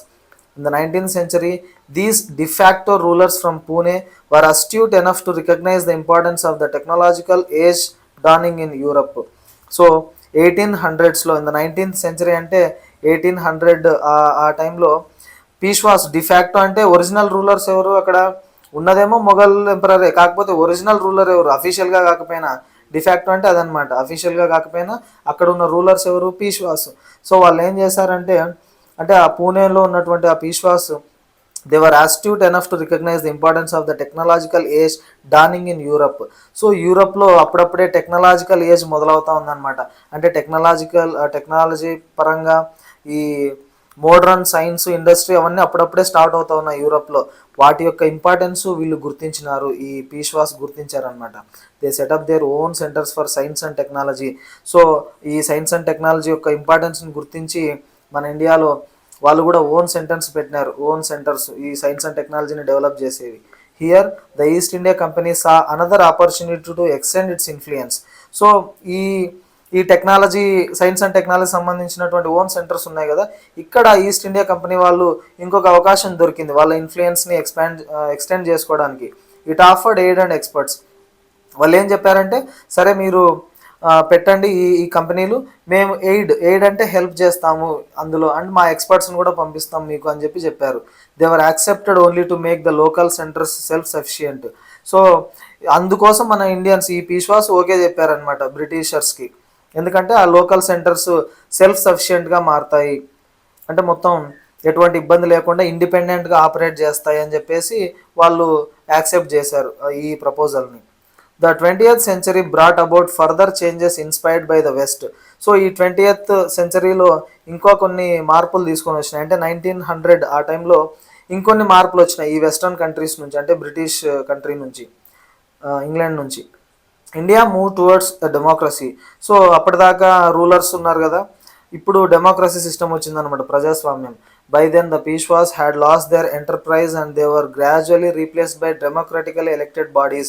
సో ఇంకా పీష్వాస్ వాళ్ళ లాస్ట్ దేర్ ఎంటర్ప్రైజ్, అంటే వాళ్ళ యొక్క ఈ ప్రభావాన్ని కోల్పోతూ వచ్చినారు వాళ్ళు, అంటే వాళ్ళ ఎనర్జీని, అంటే వాళ్ళ యొక్క లీడర్షిప్ని వాటన్నిటిని తగ్గించేసుకుంటూ లాస్ట్కి మొత్తం డెమోక్రటికల్ ఎలక్టెడ్ బాడీసే, ఎవరైతే ఎలక్షన్స్ జరిపి ఎంచుకొని ఉంటారు కదా మన గవర్నమెంట్స్, సో ఓట్లేసి గెలుచుకున్న వాళ్ళే అధికారంలోకి వచ్చారు ఇప్పుడు. The sultanate at Delhi survived even this transition largely because it wielded no real influence. కానీ ఈ ఢిల్లీ సుల్తాన్ మాత్రం ఈ మార్పు నుంచి, ట్రాన్సిషన్ అంటే చేంజ్ అనమాట, ఆ చేంజ్ నుంచి తప్పించుకున్నాడు. ఎందుకంటే ఎలాగూ it wielded no real influence, ఆయన అసలైన రూలర్ కాదు కదా, అతనికి నిజమైన కంట్రోల్ లేదు. సో ఆ ఢిల్లీ సుల్తాన్ మాత్రం మారలేదు. The Shahenshah of Delhi was no more than a figurehead to rubber stamp the recommendations made by the central parliament. So ఆయన జస్ట్ రూలర్ ఊరికే ఉన్నాడు అంతే, ఒక రబ్బర్ స్టాంప్ లాగా. ఈ సెంట్రల్ పార్లమెంట్, ఈ డెమోక్రటికల్ గవర్నమెంట్ ఏదైతే ఉందో సెంట్రల్ పార్లమెంట్, వాళ్ళు చేసిన రికమెండేషన్స్కి ఓకే చెప్తా ఉంటాడు ఒక రబ్బర్ స్టాంప్ లాగా. సో ఢిల్లీ సుల్తానేట్ మాత్రం అట్లనే ఉన్నాడు, మిగిలిన ఇండియా అంతా డెమోక్రసీ వచ్చేసింది. యాజ్ ఈ red on, Gangadhar Pant began to appreciate the India he had seen. So ఇది తను చదువుతున్నటువంటి హిస్టరీ బుక్ అనమాట. ఇట్లా చదువుతూ ఉంటే గంగాధర్ పంత్కి అంటే కొత్త ఇండియానే నచ్చుతూ ఉంది. It was a country that had not been subjected to slavery for the white man. So తను చదువుతున్న కంట్రీలో, అంటే తను చదువుతున్న హిస్టరీలో, తను ప్రజెంట్ ఉన్న ఆ న్యూ ఇండియాలో, న్యూ వరల్డ్లో ఇండియా అనేది ఈ వైట్ మ్యాన్స్కి స్లేవరీగా అస్సలు లేదనమాట. అంటే బ్రిటిష్ వాళ్ళు మనల్ని పరిపాలించినారు కదా, బానిసలుగా చేసుకున్నారు మనల్ని, అది అస్సలు లేదు తను చూస్తున్నటువంటి కొత్త ప్రపంచంలో. సో అది గంగాధర్ పంత్కి చాలా బాగా నచ్చింది. It had learn to stand on it's feet and knew what self respect was.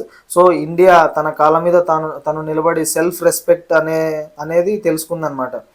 From a position of strength and for purely commercial reasons, it had allowed the British to retain Bombay as a sole outpost on the subcontinent. So తనకి strength ఉండాలా and commercial reasons, British వాళ్ళు help చేస్తున్నారు కదా ఈ science and technology విషయంలో. So అందుకోసం మాత్రమే మన ఇండియన్స్ బ్రిటిష్ వాళ్ళకి పర్మిషన్ ఇచ్చారు. ఓన్లీ బాంబేని మాత్రం వాళ్ళ అవుట్ పోస్ట్ లాగా, అంటే బాంబే అనేది బ్రిటిషర్స్ సామ్రాజ్యం లాగా చేసుకోవచ్చు, అదొక్కదాన్ని వాళ్ళకి అప్పగించేశారనమాట బాంబేని బ్రిటిషర్స్కి. సో ఎందుకంటే వాళ్ళకి హెల్ప్ కావాలా, కొన్ని కమర్షియల్ రీజన్స్, వాళ్ళ నుంచి సహాయం ఉన్నాం కాబట్టి. సో కొత్త ప్రపంచంలో అట్లుంది హిస్టరీ అంతా. That lease was to expire in the year 2001 according to A treaty of 1908. So ఈ బ్రిటిషర్స్కి, అంటే ఈ బాంబేని అప్పగించినటువంటి ఆ లీజ్, ఆ ఒప్పందం ఏదైతే ఉందో అది 2001లో ఎక్స్పైర్ అయిపోతుందంట. అంటే ఓన్లీ 2001 వరకు మాత్రమే బాంబే బ్రిటిషర్స్ది.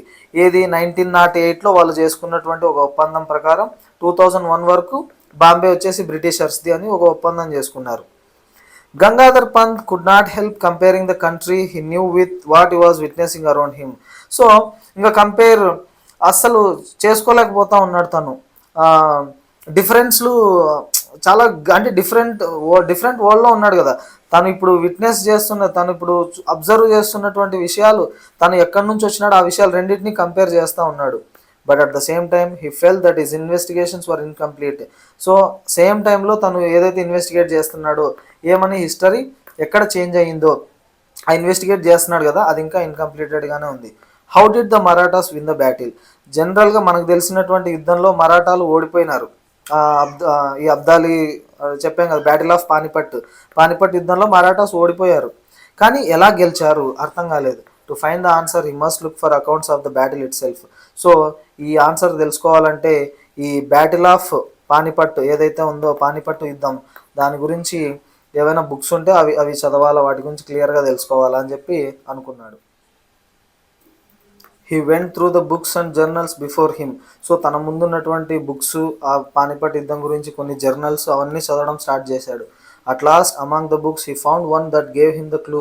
సో అన్ని బుక్స్ చదివితే అందులో ఒక క్లూ ఇచ్చిందనమాట, హిస్టరీ ఎక్కడ మారిందో అని చెప్పి. ఇట్ వాస్ బావ్ సాహెబ్ బాంచీ బకర్. సో ఏంటి ఆ బుక్ పేరు? బావ్ సాహెబ్ బాంచీ బకర్ అనేది ఆ పుస్తకం పేరు అనమాట. ఆ పుస్తకంలో ఒక క్లూ దొరికింది. Although he seldom relied on the Bakars for historical evidence, he found them entertaining to read.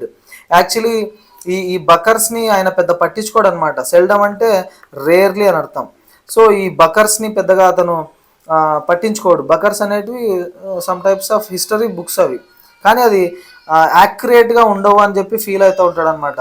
అందులో కొన్ని మిస్టేక్స్ ఉంటాయి, కొన్ని అబద్ధాలు ఉంటాయి బకర్స్ అనేటువంటి పుస్తకాలు అని చెప్పి తను అనుకుంటూ ఉంటాడు. కానీ చదవడానికి మాత్రం ఎంటర్టైనింగ్గా ఉంటాయి అనమాట, ఇంట్రెస్టింగ్, అందుకు చదువుతూ ఉంటాడు. Some times buried in the graphic but doctored accounts. So అవి రంగురంగుల కలర్స్లో ఉంటాయి గ్రాఫిక్లో, కాకపోతే డాక్టర్డ్ అకౌంట్స్. డాక్టర్డ్ అంటే మ్యానిపులేటెడ్, జరిగిన విషయాల్ని కొద్దిగా చేంజ్ చేసి ఉంటారు కదా, అట్లా ఉండే వాటిని డాక్టర్డ్ అకౌంట్స్ అంటాం అనమాట. సో ఈ బకర్స్లో జరిగిన విషయాలన్నీ కొన్ని చేంజ్ చేసి ఉంటారు. సో అందుకు ఆయన పట్టించుకోడు. కానీ అందులోనే ఒక క్లూ దొరికింది. He could spot the germ of truth. So అందులో జెర్మ్ ఆఫ్ ట్రూత్ అంటే స్మాల్ ఎలిమెంట్ అని అర్థం. జెర్మ్ ఎంత ఉంటుంది, చాలా చిన్నది కదా. So small element of truth, ఎంత అబద్ధమైనా అందులో ఎంతో కొంత నిజం ఉంటుంది కదా. సో దాన్ని కనుక్కుందామని చెప్పి అనుకున్నాడు. He found one now in a 3-line account of how close Vishwasrao had come to being killed. So ఈ విశ్వాసరావు చాలా ఆల్మోస్ట్, హౌ క్లోజ్ అంటే ఆల్మోస్ట్ చనిపోయేంత పరిస్థితి ఏర్పడింది అనమాట. చావు నుంచి త్రుటిలో తప్పించుకున్నాడంట విశ్వాసరావు. ఎందుకు తప్పించుకున్నాడని చెప్పేసి ఒక 3-line అకౌంట్, ఒక 3 లైన్లు ఉండే ఒక ప్యాసేజ్లో ఆయనకి క్లారిటీ వచ్చింది. అదేంటంటే ఇది హిస్టరీ బుక్లో ఇట్లా ఉంది ఆ బకర్లో. And then Vishwasrao guided his horse to the melee where the elite troops were fighting and he attack them. So అందులో ఏముందంటే ఆ యుద్ధం జరుగుతూ ఉంది, ఆ బ్యాటిల్ ఆఫ్ పానిపట్. అప్పుడే విశ్వాసరావు తన గుర్రాన్ని వేసుకొని మెలీలోకి వెళ్ళాడు. మెలీ అంటే ఈ confused hand to hand fight. ఈ మనుషులు కత్తులు లేకుండా జస్ట్ హ్యాండ్స్తో ఫైట్ చేస్తూ ఉంటారు కదా, అంటే 1-to-1 అనమాట. అటువంటి ఫైట్లోకి ఎక్కడైతే క్రౌడ్ ఉంటుందో క్రౌడ్లోకి ఎంటర్ అయినాడు విశ్వాసరావు. అక్కడ ఎలీట్ ట్రూప్స్, ఈ మొత్తం బెస్ట్ సోల్జర్స్ ఉంటారు కదా, వాళ్ళని ఎలీట్ ట్రూప్స్ అంటాం. మోస్ట్ స్కిల్డ్ పవర్ఫుల్ సోల్జర్స్ ఉంటారు కదా, అక్కడ ఫైట్ చేస్తుంటే వాళ్ళ మధ్యలోకి వెళ్ళాడు. They were fighting and he attack them. So వాళ్ళని విశ్వాసరావు ఫైట్ చేసినాడు, మోస్ట్ ఎక్స్పీరియన్స్డ్ వాళ్ళని. And god was merciful. So దేవుడు ఇక్కడ కొంచెం కైండ్నెస్ చూపించినాడు అనుకుంటాము విశ్వాసరావు మీద. A shot burst past his ear. ఎందుకన్నామంటే ఆ మాట, ఒక గన్ బుల్లెట్ కాల్చింటే అది జస్ట్ త్రుటిలో తప్పించుకుందనమాట, తన చెవి పక్కన నుంచి పోయింది. So very close without hitting, తగలకోకుండా తన చెవి పక్కన నుంచి బుల్లెట్ మిస్ అయింది. Even the difference of a til would have led to his death. So ఒక సెసమే సీడ్, ఒక చిన్న సెసమే అనేది చిన్న సీడ్ అనమాట, స్మాల్ సీడ్. సో ఆ చిన్న విత్తనం అంతా ఇంత ఉంటుంది, ఒక డాట్ లాగా, అంత గ్యాప్లో తప్పించుకున్నాడు తను, లేదంటే విశ్వాసరావు చనిపోయేటోడు. సో అక్కడ విశ్వాసరావు తన ప్రాణాలని బతికించుకున్నాడు అని చెప్పి అది కనిపించింది. ఒరిజినల్ స్టోరీలో విశ్వాసరావు చనిపోయినాడు, బట్ ఇక్కడ తను చదువుతున్న బుక్లో విశ్వాసరావు జస్ట్ తప్పించుకున్నాడు. ఇక్కడ హిస్టరీ చేంజ్ అయిపోయింది. సో తను చూస్తున్నటువంటి ప్రపంచం వేరు, ఇక్కడ ప్రపంచం వేరు. రియల్ పానిపట్ యుద్ధంలో విశ్వాసరావు బుల్లెట్ తగిలి చనిపోతాడనమాట. సో అప్పుడు బ్రిటిషర్స్ ఆక్రమించేస్తారు, మనం అండర్ బ్రిటిష్ రూల్ ఉన్నాం, ఒరిజినల్ స్టోరీ. కాకపోతే ఇక్కడ విశ్వాసరావు త్రుటిలో తప్పించుకున్నాడు అని చెప్పి ఉంది కొత్త history. At 8 o'clock, the librarian politely reminded the professor that the library was closing for the day. So night 8 o'clock అవుతా ఉంది. ఆయన లైబ్రరీయన్ ఉంటాడు కదా, వచ్చి పొలైట్గా ఇన్ఫామ్ చేసినాడు అనమాట, ఈ రోజుకి ఇంకా మూసేస్తున్నాం, ఈరోజు టైం అయిపోయింది అని చెప్పి. Gangadhar Pant emerged from his thoughts. So ఏవో ఆలోచనలో ఉన్నాడు కదా, వాటి నుంచి బయటకు వచ్చినాడు Gangadhar Pant. Looking around he notice that he was the only reader left in that magnificent hall. So చుట్టూ చూస్తే అంత పెద్ద హాల్లో ఇతను ఒక్కడే ఉన్నాడు అనమాట, ఓన్లీ రీడర్. ఆ లైబ్రరీలో ఇంకెవ్వరు లేరు. I beg your pardon sir, may I request you to keep these books here for my use tomorrow morning, by the way when do you open. So I beg your pardon sir అంటే ఆయన అడుగుతూ ఉన్నాడు అనమాట, request చేస్తూ. Polite expression ఇది, ఏ beg your pardon అంటే apologise చేస్తూ, sir may I request you to keep these books here for my use tomorrow morning. So ఈ బుక్ని మళ్ళీ ఆ షెల్ఫ్లో పెట్టకోకుండా ఈ టేబుల్ మీదనే ఇక్కడే పెట్టవచ్చు, నేను పొద్దున్నే వచ్చి చదువుతాను, మళ్ళీ షెల్ఫ్లో పెడితే ఎత్తుకోవడం టైం పడుతుంది అని చెప్పి అడిగాడు. By the way when do you open, మీరు ఎన్ని గంటలకు ఓపెన్ చేస్తున్నారు అని చెప్పి అడిగాడు. ఆ హిస్టరీ బుక్ ఇంకా ఫినిష్ అవ్వలేదన్నమాట, సో ఎప్పుడు ఓపెన్ చేస్తారని చెప్పి అడిగాడు. At 8 o'clock sir, the librarian smiled. So అతను నవ్వుతూ 8 o'clockకి ఓపెన్ చేస్తాం sir. Here was a user and researcher right after his heart. So ఒక మంచి రీడర్, ఈ లైబ్రరీని యూజ్ చేసుకునేటువంటి వ్యక్తి రీసెర్చ్ చేస్తున్నాడు కదా హిస్టరీలో. సో అది నచ్చిందనమాట లైబ్రేరియన్కి. చాలా కాలం తర్వాత ఒక మంచి వ్యక్తి వచ్చినాడని చెప్పి ఆయన హ్యాపీగా ఫీల్ అయినాడు, ఆ లైబ్రేరియన్ కూడా. As the professor left the table he shoved some notes into his right pocket. So table నుంచి లేచి బయటకు వస్తున్నాడు. వస్తూ సమ్ నోట్స్ అంటే ఏదో ఒక పేపర్, ఏదో రాసుకున్నాడు ఆ పేపర్, దాన్ని తన రైట్ పాకెట్లో తోసాడనమాట. అంటే క్లియర్గా పెట్టలేదు, జస్ట్ తోసేశాడు. షౌడ్ అంటే పుష్డ్ సంథింగ్ కేర్లెస్లీ అని అర్థం. సో ఏదో పెట్టాలని చెప్పేసి పెట్టుకున్నాడు. Absent mindedly he also shoved the bakhar into his left pocket. Absent mindedly, so తెలియకోకుండా, వితౌట్ పేయింగ్ అటెన్షన్ అనమాట, ఆ డిస్ట్రాక్షన్లో ఏదో వేరే ఆలోచిస్తూ ఈ బకర్ని కూడా లెఫ్ట్ ప్యాకెట్లో పెట్టుకున్నాడు తను. యాక్చువల్లీ బుక్స్ అన్ని అక్కడే పెట్టి రావాలి కదా బకర్ని, తనకు తెలియకోకుండా లెఫ్ట్ ప్యాకెట్లో బకర్ని పెట్టుకున్నాడు, రైట్ ప్యాకెట్లో ఇంకొక చిన్న సమ్ నోట్స్ ఏదో రాసుకున్నాడు అనమాట హిస్టరీ గురించి, అది రైట్ ప్యాకెట్లో పెట్టుకున్నాడు తను. He found a guest house to stay in and had a frugal meal. So నైట్కి స్టే చేయాలి కదా అక్కడ, నైట్ అయిపోయిందని చెప్పి లైబ్రరీ క్లోజ్ చేసినారు. ఒక గెస్ట్ హౌస్ ఏదో పట్టుకున్నాడు. ఈ ట్రావెలర్స్ వీళ్ళు టెంపరీగా ఒక నైట్ 2 nights అట్లా ఉండొచ్చు అనమాట. సో గెస్ట్ హౌస్ ఏదో కనుక్కున్నాడు. And he had a frugal meal. Frugal meal అంటే ఒక సింపుల్ మీల్ అని అర్థం, స్మాల్ మీల్, ఏదో జస్ట్ లైట్గా తినేసి he then set out for a stroll towards the Azad Maidan. అక్కడ నుంచి ఆజాద్ మైదాన్ వైపు నడుచుకుంటూ పోతున్నాడు. స్ట్రోల్ అంటే అడుగులు వేసుకుంటూ వాక్ అనమాట. సో లీజర్లీ వాక్, నిదానంగా స్లోగా నడుచుకుంటూ ఆజాద్ మైదాన్. ఆజాద్ మైదాన్ అనేది ఒక ఓపెన్ గ్రౌండ్ పెద్దది, ఆ గ్రౌండ్కి బయలుదేరినాడు. నైట్ భోజనం చేసిన తర్వాత లైట్గా నడుచుకుంటూ వెళ్తూ ఉన్నాడు. In the maidan he found a throng moving towards a pandal. అక్కడ ఆ మైదాన్లో చూస్తే ఒక పెద్ద థ్రాంగ్ అనిపించింది. థ్రాంగ్ అంటే ఏంటంటే లార్జ్ నెంబర్ ఆఫ్ పీపుల్ అని అర్థం.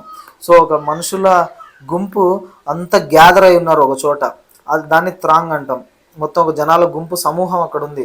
Towards a pandal. పండాల్ అనేది ఒక టెంపరీ టెంట్ వేస్తారు కదా ఏదైనా మీటింగ్ జరిగేటప్పుడు, దాన్ని పండాల్ అంటాం. సో అక్కడ ఏదో మీటింగ్ జరుగుతూ ఉంది, ఒక టెంట్ వేసినారు, ఆ టెంట్ దగ్గర ఒక మనుషుల గుంపు కనిపించింది ఆ మైదాన్లో. So a lecture was to take place. దాని మీనింగ్ ఏంటంటే ఎవరో ఉపన్యాసం ఇవ్వబోతున్నారు అక్కడ. సో ఆ ఉపన్యాసాన్ని వినడానికి వీళ్ళంతా వచ్చారు అక్కడికి అని చెప్పి అర్థమైంది తనకు. Force of habit took professor Gaitonde towards the pandal. So తనకు అలవాటు ప్రకారం ఈ లెక్చర్స్ ఇట్లాంటివన్నీ కొంచెం ఇష్టం అనమాట తనకు. సో అనుకోకుండా అవుట్ ఆఫ్ హ్యాబిట్ దానివైపు నడుచుకుంటూ పోయినాడు, ఆ లెక్చర్ జరుగుతున్నటువంటి ఆ టెంట్ వైపు, పండాల్ వైపు. The lecture was in progress. అక్కడ ఒక స్పీచ్ నడుస్తూ ఉంది. Although people kept coming and going. So మనుషులేమో వస్తున్నారు పోతున్నారు, ఆ స్పీచ్ అయితే కంటిన్యూస్గా జరుగుతూనే ఉంది అక్కడ. But professor Gaitonde was not looking at the audience. కానీ ఈ ఆడియన్స్ని అస్సలు పట్టించుకోలేదు తను. Not paying attention to the crowd అనమాట, తను అస్సలు పట్టించుకోలేదు. He was staring at the platform as if mesmerised. So mesmerise అవుతూ అంటే కంప్లీట్గా తను ఫ్యాసినేటెడ్ అయిపోయినాడు అనమాట. ఏదో అద్భుతంగా అనిపించింది, ఆ ప్లాట్ఫామ్ వైపే చూస్తున్నాడు. అంటే జనాలు ఆ లెక్చర్ ఇచ్చేటువంటి గెస్ట్లంతా ఉంటారు కదా స్టేజ్ మీద, దాని వైపు చూస్తూ ఉన్నాడు. There was a table and a chair but the latter was unoccupied. So అక్కడ ఒక టేబుల్ ఉంది, ఆ చైర్ ఉంది, కానీ the latter was unoccupied. Latter అంటే చైర్, చైర్లో మాత్రం ఎవ్వరు లేరు అనమాట. No one in the chair. Unoccupied అంటే ఎవ్వరు కూర్చోలేదు దాంట్లో. డిఫరెంట్గా అనిపించింది. ఆ చైర్లో ఎవరు కూర్చుంటారు?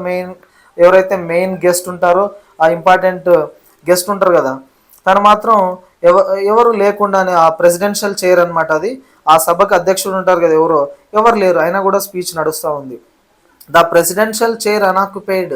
సో మెయిన్ సీట్ అనమాట, ఎవరైతే హెడ్ ఉంటారో, హెడ్ చీఫ్ గెస్ట్ అంటాం కదా, సో ఆ హెడ్ లేకుండానే జరుగుతూ ఉంది. The sight steered him to the depths. So emotional అనిపించింది. ప్రెసిడెన్షియల్ చైర్లో ఎవరు కూర్చోకోకుండానే ఇంతమంది జరుగుతా అంటే ఇంత స్పీచ్ జరుగుతూ ఉంది అని చెప్పి the sight steered him to the depths. చాలా ఎమోషనల్గా అనిపించింది అనమాట ఆ సీన్ అంతా తనకు. Like a piece of iron attracted to a magnet he swiftly move towards the chair. So ఒక మ్యాగ్నెట్కి ఒక పీస్ ఆఫ్ ఐరన్ ఎలా అయితే తనకు తెలియకోకుండానే అతుక్కుంటుందో, తనకు తెలియకోకుండానే ఆ చైర్ వైపు పోయినాడు, ఆ చైర్లో కూర్చుందామని చెప్పి. ఎవరు? ప్రొఫెసర్ గైటోండే. చైర్ ఖాళీ కనిపించింది ఎక్కడ? స్టేజ్ మీద. సో ఒక పీస్ ఆఫ్ ఐరన్ మ్యాగ్నెట్కి ఎలా అతుక్కుంటుందో సేమ్ అట్లనే తను ఆ చైర్లో కూర్చోడానికి బయలుదేరినాడు. క్విక్లీ, స్విఫ్ట్లీ అంటే క్విక్లీ, చాలా ఫాస్ట్గా అక్కడికి వెళ్ళాడు. The speaker stopped in mid sentence. So అక్కడ ఒక వ్యక్తి మాట్లాడుతూ ఉన్నాడు కదా, తన వాక్యం మధ్యలోనే ఆపేసినాడు అనమాట ఆ స్పీచ్ ఇస్తున్నటువంటి వ్యక్తి. Two shock to continue. జరుగుతున్న సీన్ చూసి షాక్ అయిపోయినాడు తను. But the audience soon found voice. కానీ వెంటనే ఇంకొక వాయిస్ వినిపించింది. ఒక ఆడియన్స్ వెకేట్ ద చైర్ అన్నాడు ఆ వ్యక్తి, స్పీకర్. వెకేట్ ద చైర్ అంటే ఆ చైర్లో కూర్చోవద్దు, చైర్ని ఖాళీ చేయి అని చెప్పేసి, లీవ్ దట్ చైర్ అని. This lecture series has no chairperson. మేము ఇస్తున్నటువంటి లెక్చర్ సిరీస్లో అసలు చైర్ పర్సనే లేరు. అంటే ఆ మీటింగ్కి లీడరే లేరు. దానికి సింబాలిక్గా అక్కడ ఎంటీ చైర్ వేసినాం. సో ఎవరు కూర్చోకూడదు ఆ ఎంటీ చైర్లో, నువ్వు వచ్చి కూర్చున్నావు ఖాళీ చేయి అని చెప్పేసి గట్టిగా అరిచాడనమాట ఆ speaker. Away from the platform mister. So ఆ ప్లాట్ఫామ్ ఆ స్టేజ్ మీద నుంచి పక్కకి వెళ్ళిపో మిస్టర్ అని చెప్పి ఎవరో చెప్తా ఉన్నారు. The chair is symbolic, don't you know. ఈ చైర్ అనేది సింబాలిక్ అనమాట. అంటే అది రియల్ కాదు, ఊరికే పెట్టాం దాన్ని, అంటే representing something rather than being real. అది జస్ట్ ఊరికే పెట్టాలా అంటే ఇది వితౌట్ ఏ లీడర్. ఆ సభ జరుగుతూ ఉన్నదే లీడర్ లేని విషయం గురించి అనమాట. సో ఎంటీ చైర్ పెట్టినాం, నీకు తెలియదు అది, డోంట్ యు నో అని చెప్పి ఆ వ్యక్తి అరిచాడు. What non sense, who ever heard of a public lecture without a presiding dignitary. So ఇతనికి ఏమనిపించిందంటే అదంతా రెడిక్యులస్గా ఇల్లాజికల్గా అనిపించింది. వాట్ ఏ నాన్ సెన్స్, అసలు ప్రిసైడింగ్ డిగ్నిటరీ లేకోకుండా, అంటే ఒక అఫీషియల్ ఇన్ఛార్జ్ లేకోకుండా ఒక మీటింగ్కి ఈ పబ్లిక్ లెక్చర్ ఇవ్వడం ఏంటి, అదంతా ఎవరు వింటారు అని చెప్పి అనిపించింది. Professor Gaitonde went to the mike and gave vent to his views. కానీ అదంతా పట్టించుకోకుండా ప్రొఫెసర్ గైటోండే ఏం చేశాడంటే మైక్ దగ్గరికి వెళ్ళి స్పీచ్ ఇస్తూ ఉన్నాడు. గేవ్ వెంట్ టు అంటే తన ఎమోషన్స్, తన ఫీలింగ్స్ అన్నీ ఎక్స్ప్రెస్ చేస్తూ ఉన్నాడు ఓపెన్గా మైక్ తీసుకొని. Ladies and gentlemen, an unchaired lecture is like Shakespeare's Hamlet without the prince of Denmark, let me tell you. So స్పీచ్లో ఏం చెప్తా ఉన్నాడంటే అక్కడ ఉన్నటువంటి ఆడియన్స్ అందరికీ ద అన్షేర్డ్ లెక్చర్. సో ఆ చైర్లో ఎవరు కూర్చోకోకుండా, మెయిన్ చీఫ్ గెస్ట్ లేకోకుండా, ప్రిసైడింగ్ పర్సన్ లేకుండా ఇచ్చేటువంటి లెక్చర్ ఎలా ఉంటుందంటే Shakespeare's Hamlet without the prince of Denmark. So Shakespeare రాసినటువంటి ఒక ఫేమస్ ప్లే అనమాట హ్యామ్లెట్. అందులో మెయిన్ క్యారెక్టర్ వచ్చేసి ప్రిన్స్ ఆఫ్ డెన్మార్క్. ఈయన లేకపోతే హ్యామ్లెటే లేదు అసలు. మెయిన్ క్యారెక్టర్ లేకుండా ఒక ప్లే ఎలా ఉంటుంది, అట్లనే మెయిన్ పర్సన్ లేకుండా లెక్చర్ ఎలా ఉంటుంది అని చెప్పి చెప్పినాడు. లెట్ మీ టెల్ యూ అని చెప్పి తన స్పీచ్ కంటిన్యూ చేస్తూ ఉన్నాడు. But the audience was in no mood to listen. కానీ అక్కడ ఉన్నటువంటి ఆడియన్స్ స్పీచ్ వినేటువంటి మూడ్లో లేరు. టెల్ అస్ నథింగ్, మాకేం చెప్పొద్దు, we're sick of remarks from the chair. So ఆ చైర్, ఆ మెయిన్ పర్సన్ ఎవరైతే ఉంటారో వాటి నుంచి మేము చాలా బాధపడతా ఉన్నాం, మాకు అవసరం లేదు, మాకేం చెప్పకు అని చెప్పి. అంటే ఈ లాంగ్ స్పీచ్లు, అక్కడ మెయిన్ పర్సన్ వచ్చేసి లాంగ్ స్పీచెస్ ఇస్తుంటాడు కదా. సో అవన్నీ మాకు నచ్చవు, అవి నచ్చవు. ఓట్ ఆఫ్ థ్యాంక్స్ స్పీచ్ ఇచ్చిన తర్వాత ఓట్ ఆఫ్ థ్యాంక్స్ ఇస్తారు కదా, అంటే అందరికీ థ్యాంక్స్ చెప్పడం అనమాట. Formal expression of gratitudes in a meeting. So vote of thanks చెప్తారు, ఇలాంటివంటే మాకు నచ్చవు. లాంగ్ ఇంట్రడక్షన్స్, పెద్ద బిగినింగ్స్, ప్రజెంటేషన్స్ ఉంటాయి కదా, ఒక వ్యక్తి గురించి గొప్పగా చెప్తూ ఉంటారు, ఇంట్రడక్షన్స్ అని, ఫార్మల్ బిగినింగ్స్, ఇవన్నీ నచ్చవు. సో తను చూస్తున్నటువంటి న్యూ వరల్డ్ ఎలా ఉందంటే ఈ స్పీచ్లు ఇవన్నీ కూడా మారిపోయాయి. ఒక స్పీచ్ స్టార్ట్ అవ్వడానికంటే ముందు ఒక వ్యక్తి ఇంట్రడక్షన్ ఇస్తాడు, ఆయన చాలా విషయాలు చెప్తాడు, ఏదేదో మాట్లాడుతూ ఉంటారు కదా, లాంగ్ స్పీచెస్. అవన్నీ మాట్లాడిన తర్వాత ఓట్ ఆఫ్ థ్యాంక్స్ ఇవ్వడానికి ఒకరు. సో ఇవన్నీ మాకు నచ్చవు అని చెప్పేసి అరుస్తూ ఉన్నారు వాళ్ళంతా. We only want to listen to the speaker. ఆ స్పీకర్ ఏం చెప్పాలనుకుంటున్నాడు, మెయిన్ కంటెంట్, సో అదొక్కటే మేము వింటాము, మాకంతా నచ్చదు అని చెప్పి, అంటే మిగిలిన ఫార్మాలిటీస్ అని వద్దు, మెయిన్ స్పీకర్ ఏదైతే చెప్పాలనుకుంటున్నాడో అదొక్కటి విని వెళ్తామని చెప్పేసి ఆడియన్స్ గొడవ పడతా ఉన్నారు. We abolish the old customs long ago. So ఈ పాత కస్టమ్స్ ఏవైతే ఉన్నాయో, కస్టమ్స్ అంటే ట్రెడిషనల్ ప్రాక్టీసెస్ అనమాట. సో ఇప్పుడు కూడా ఉన్నాయి కదా, ఇంకా సభలలో ప్రసంగించేటప్పుడు ఇంట్రొడక్షన్ ఇవ్వడానికి ఒకరు, ఆయన ఇన్వైట్ చేయడానికి ఒకరు, ఆయన పెద్ద స్పీచ్లు ఆయన చెప్పిన తర్వాత థ్యాంక్స్ చెప్పడానికి ఒకరు, ఇట్లాంటివన్నీ ఉంటాయన్నమాట. ఇవన్నీ ఈ న్యూ వరల్డ్లో ఓల్డ్ కస్టమ్స్ లాగా కనిపిస్తున్నాయి, వాళ్ళకేమో పాత కనిపిస్తున్నాయి. ఇవన్నీ మేము వాటన్నిటిని అబాలిష్ చేసినాము, అంటే బ్యాన్ చేసేసినాం, వాటన్నిటిని ఎప్పుడో వదిలేసినాము, సో మళ్ళీ తీసుకురావద్దు అని చెప్పి అరుస్తూ ఉన్నారు. Keep the platform empty please. So ఆ ప్లాట్ఫామ్ మీద, ఆ స్టేజ్ మీద ఉండకు ప్లీజ్ అని చెప్పేసి, ఎంటీగా ఉంచండి, స్పీకర్ మాత్రమే ఉండాలి, ఇంకెవ్వరు ఉండకూడదు అని చెప్పి ఇవన్నీ మాటలు వినిపిస్తున్నాయి ఆడియన్స్లో నుంచి. But Gangadhar Pant had the experience of speaking at 999 meetings and had faced the Pune audience as its most hostile. He kept on talking. కానీ తను తన కెరీర్లో దాదాపుగా 999 మీటింగ్స్లో తను స్పీచ్ ఇచ్చాడనమాట. కానీ ఈ పూణేలో ఉన్న వాళ్ళు చాలా హోస్టైల్ క్యారెక్టర్, అన్ఫ్రెండ్లీ, అగ్రెసివ్ వాళ్ళంతా. సో అంత పెద్ద పూణేలో తను చూసిన ఆడియన్స్ చాలా హోస్టైల్ అంటే అన్ఫ్రెండ్లీ అనమాట, చాలా అగ్రెసివ్, ఏమాత్రం వినరు చెప్పేటప్పుడు. అయినా కూడా అటువంటి చోట చెప్పినటువంటి ఎక్స్పీరియన్స్ ఉంది గంగాధర్ పంత్కి. So he kept on talking. వాళ్ళు ఎంత చెప్పినా స్టేజ్ ఖాళీ చేయి, మాకు ఇట్లాంటివన్నీ నచ్చవు, ఎన్ని చెప్పినా కూడా మాట్లాడుతూనే ఉన్నాడు Gangadhar Pant Gaitonde. He soon became a target for a shower of tomatoes, eggs and other objects. So కాసేపట్లోనే ఆడియన్స్ కోపంతో తన మీదకి టొమాటోస్, ఎగ్స్, మిగిలిన ఆబ్జెక్ట్స్ దొరికినట్టు విసురుతూ ఉన్నారనమాట, అన్నీ టార్గెట్ చేసుకొని తనని. But he kept on trying valiantly to correct this sacrilege. కానీ తను మాత్రం ఈ అంత అటాక్ చేస్తున్నా కూడా, సాక్రిలేజ్ అంటే ఆ డిస్రెస్పెక్ట్ అనమాట, డిస్రెస్పెక్ట్ని సాక్రిలేజ్ అంటాం. సో ఆడియన్స్ అంతా తనకు ఏమాత్రం రెస్పెక్ట్ ఇవ్వకపోయినా, తను మాట్లాడేది వినకపోయినా అవన్నీ పట్టించుకోకుండా తను వేలియంట్లీ అంటే చాలా ధైర్యంగా మాట్లాడుతూనే ఉన్నాడు. Finally the audience swarm to the stage to eject him bodily. So లాస్ట్కి ఎన్ని గుడ్లు వేసినా, ఎన్ని టమాటోస్ వేసినా అతను పోయేలాగా లేడని చెప్పేసి ఆడియన్స్ అంతా గుంపులుగా వచ్చేసి అతన్ని టు ఎజెక్ట్ హిమ్ అంటే to throw him out of the stage. So అతన్ని తోసేద్దామని చెప్పేసి అందరూ వచ్చేసినారు. And in the crowd Gangadhar Pant was nowhere to be seen. So ఆ గుంపులో ఇంకా గంగాధర్ పంత్ కనిపించలే, అందరూ వచ్చి తోసేసినారు తనని. సో ఏం జరిగిందో అర్థం కాలేదు, అతను కనిపించలేదన్నమాట Gangadhar Pant. That is all I have to tell Rajendra. All I know is that I was found in the Azad Maidan in the morning. So ఇదంతా తన ఫ్రెండ్ రాజేంద్రతో చెప్తా ఉన్నాడనమాట. తన ఫ్రెండ్ రాజేంద్రకి ఇవన్నీ వివరిస్తూ ఉన్నాడు. సో తను మార్నింగ్ చూసేసరికి ఆజాద్ మైదాన్లో ఉన్నాను నేను పొద్దున, ఇదే నాకు గుర్తున్నది, ఆ తర్వాత ఏం గుర్తులేదు అని చెప్పాడు. But I was back in the world I am familiar with. So ఏం జరిగిందో తెలీదు. మళ్ళీ ఆ జనాలంతా గుంపులుగా కొట్టినట్టున్నారు. సో ఏం జరిగిందో తెలీదు. మళ్ళీ I was back in the world I am familiar with. ఇప్పుడు కరెంట్ వరల్డ్లోకి వచ్చినాడు. ప్రజెంట్ వరల్డ్ ఏదైతే ఉందో, కరెంట్ వరల్డ్ అంటే ప్రజెంట్ వరల్డ్, ఇప్పుడున్నటువంటి ఇండియాలోకి, ఇప్పుడున్న ప్రపంచంలోకి వచ్చినాడు తను. ఇంతసేపు ఎక్కడున్నాడు? బ్రిటిషర్స్ ఓన్లీ బాంబేలో ఉన్నారు, మనల్ని అస్సలు రూల్ చేయలేదు, మనం ఇండిపెండెంట్ కంట్రీగా ఉన్నాం వితౌట్ ఎనీ బ్రిటిష్ రూల్. ఆ వరల్డ్లో ఉన్నాడు ఇంతసేపు. ప్రజెంట్ ఇప్పుడు మళ్ళీ అండర్ బ్రిటిష్ రూల్ 1947లో మనకి స్వాతంత్రం ఇచ్చినారు కదా బ్రిటిషర్స్, ఈ న్యూ వరల్డ్లోకి వచ్చినాడు తను.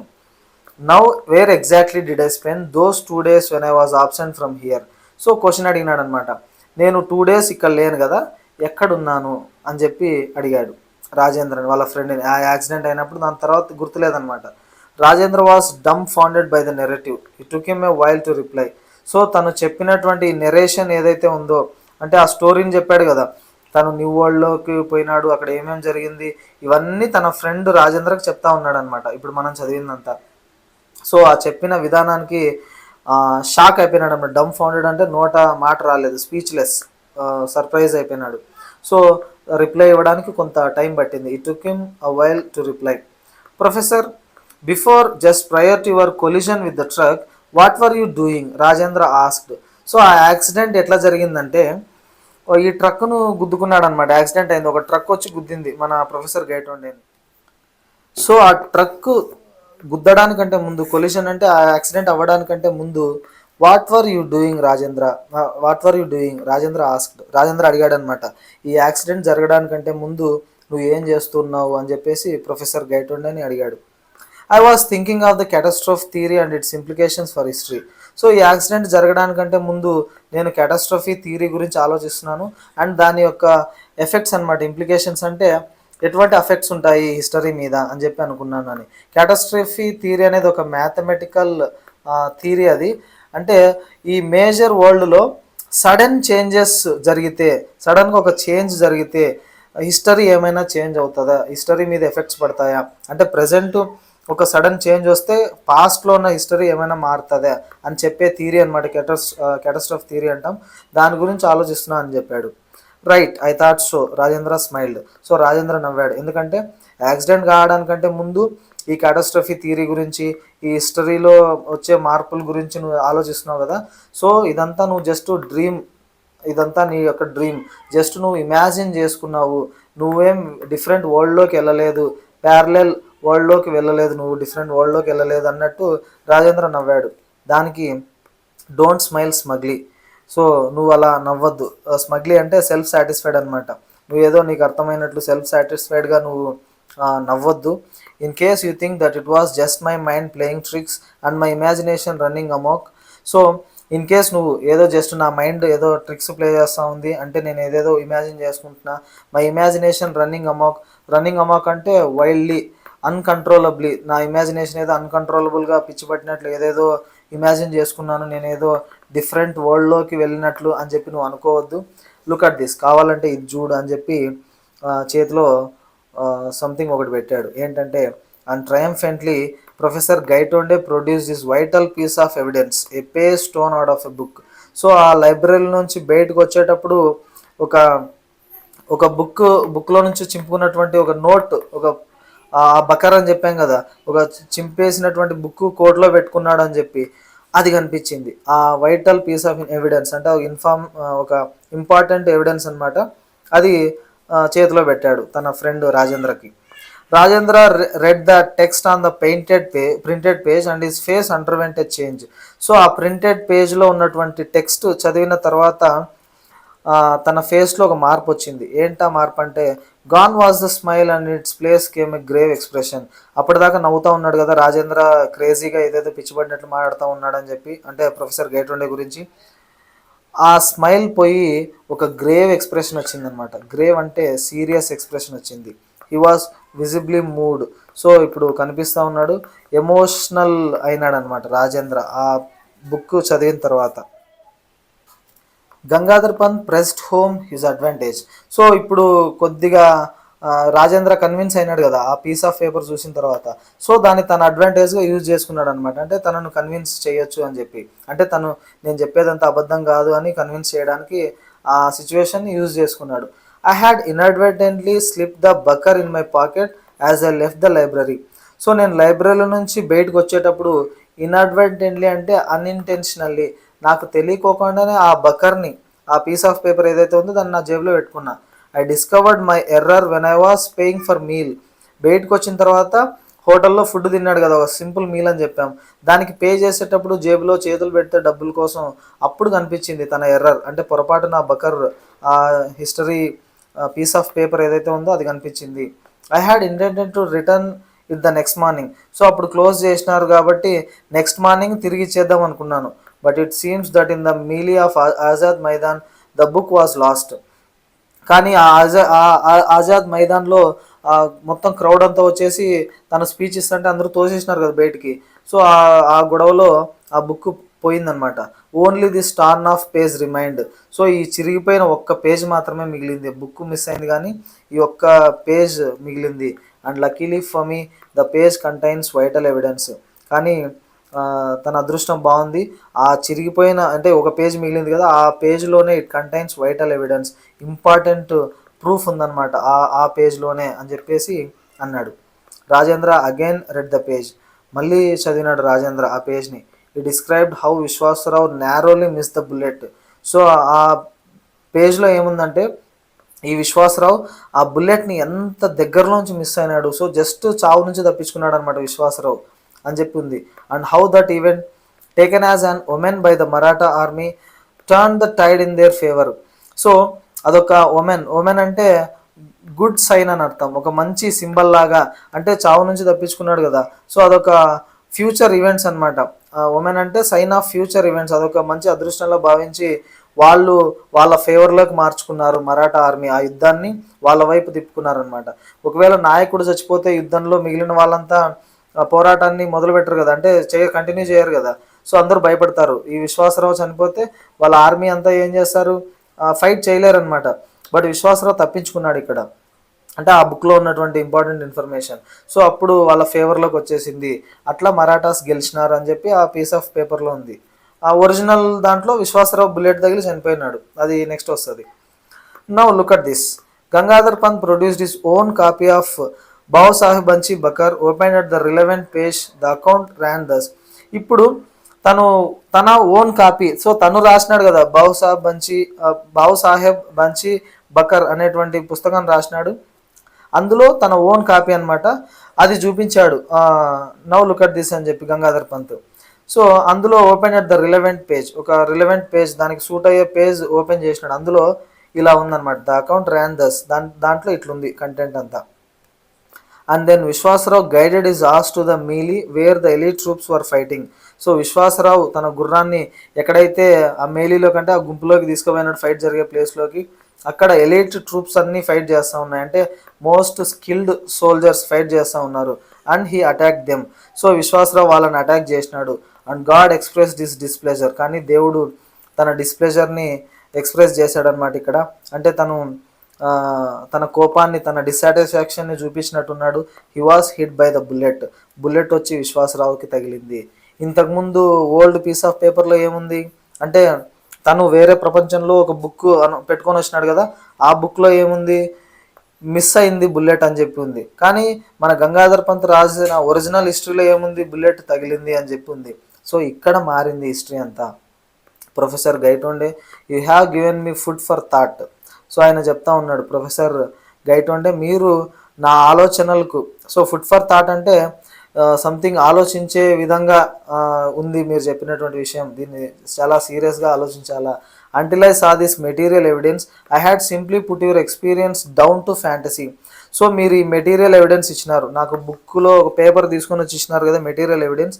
ఇది చూసేంత వరకు నేనేమనుకున్నానంటే ఏదో జస్ట్ ఫ్యాంటసీలే, మీద ఊహించుకుంటున్నారు, ఇమాజినేషన్, నాట్ రియల్ అని చెప్పి అనుకున్నా.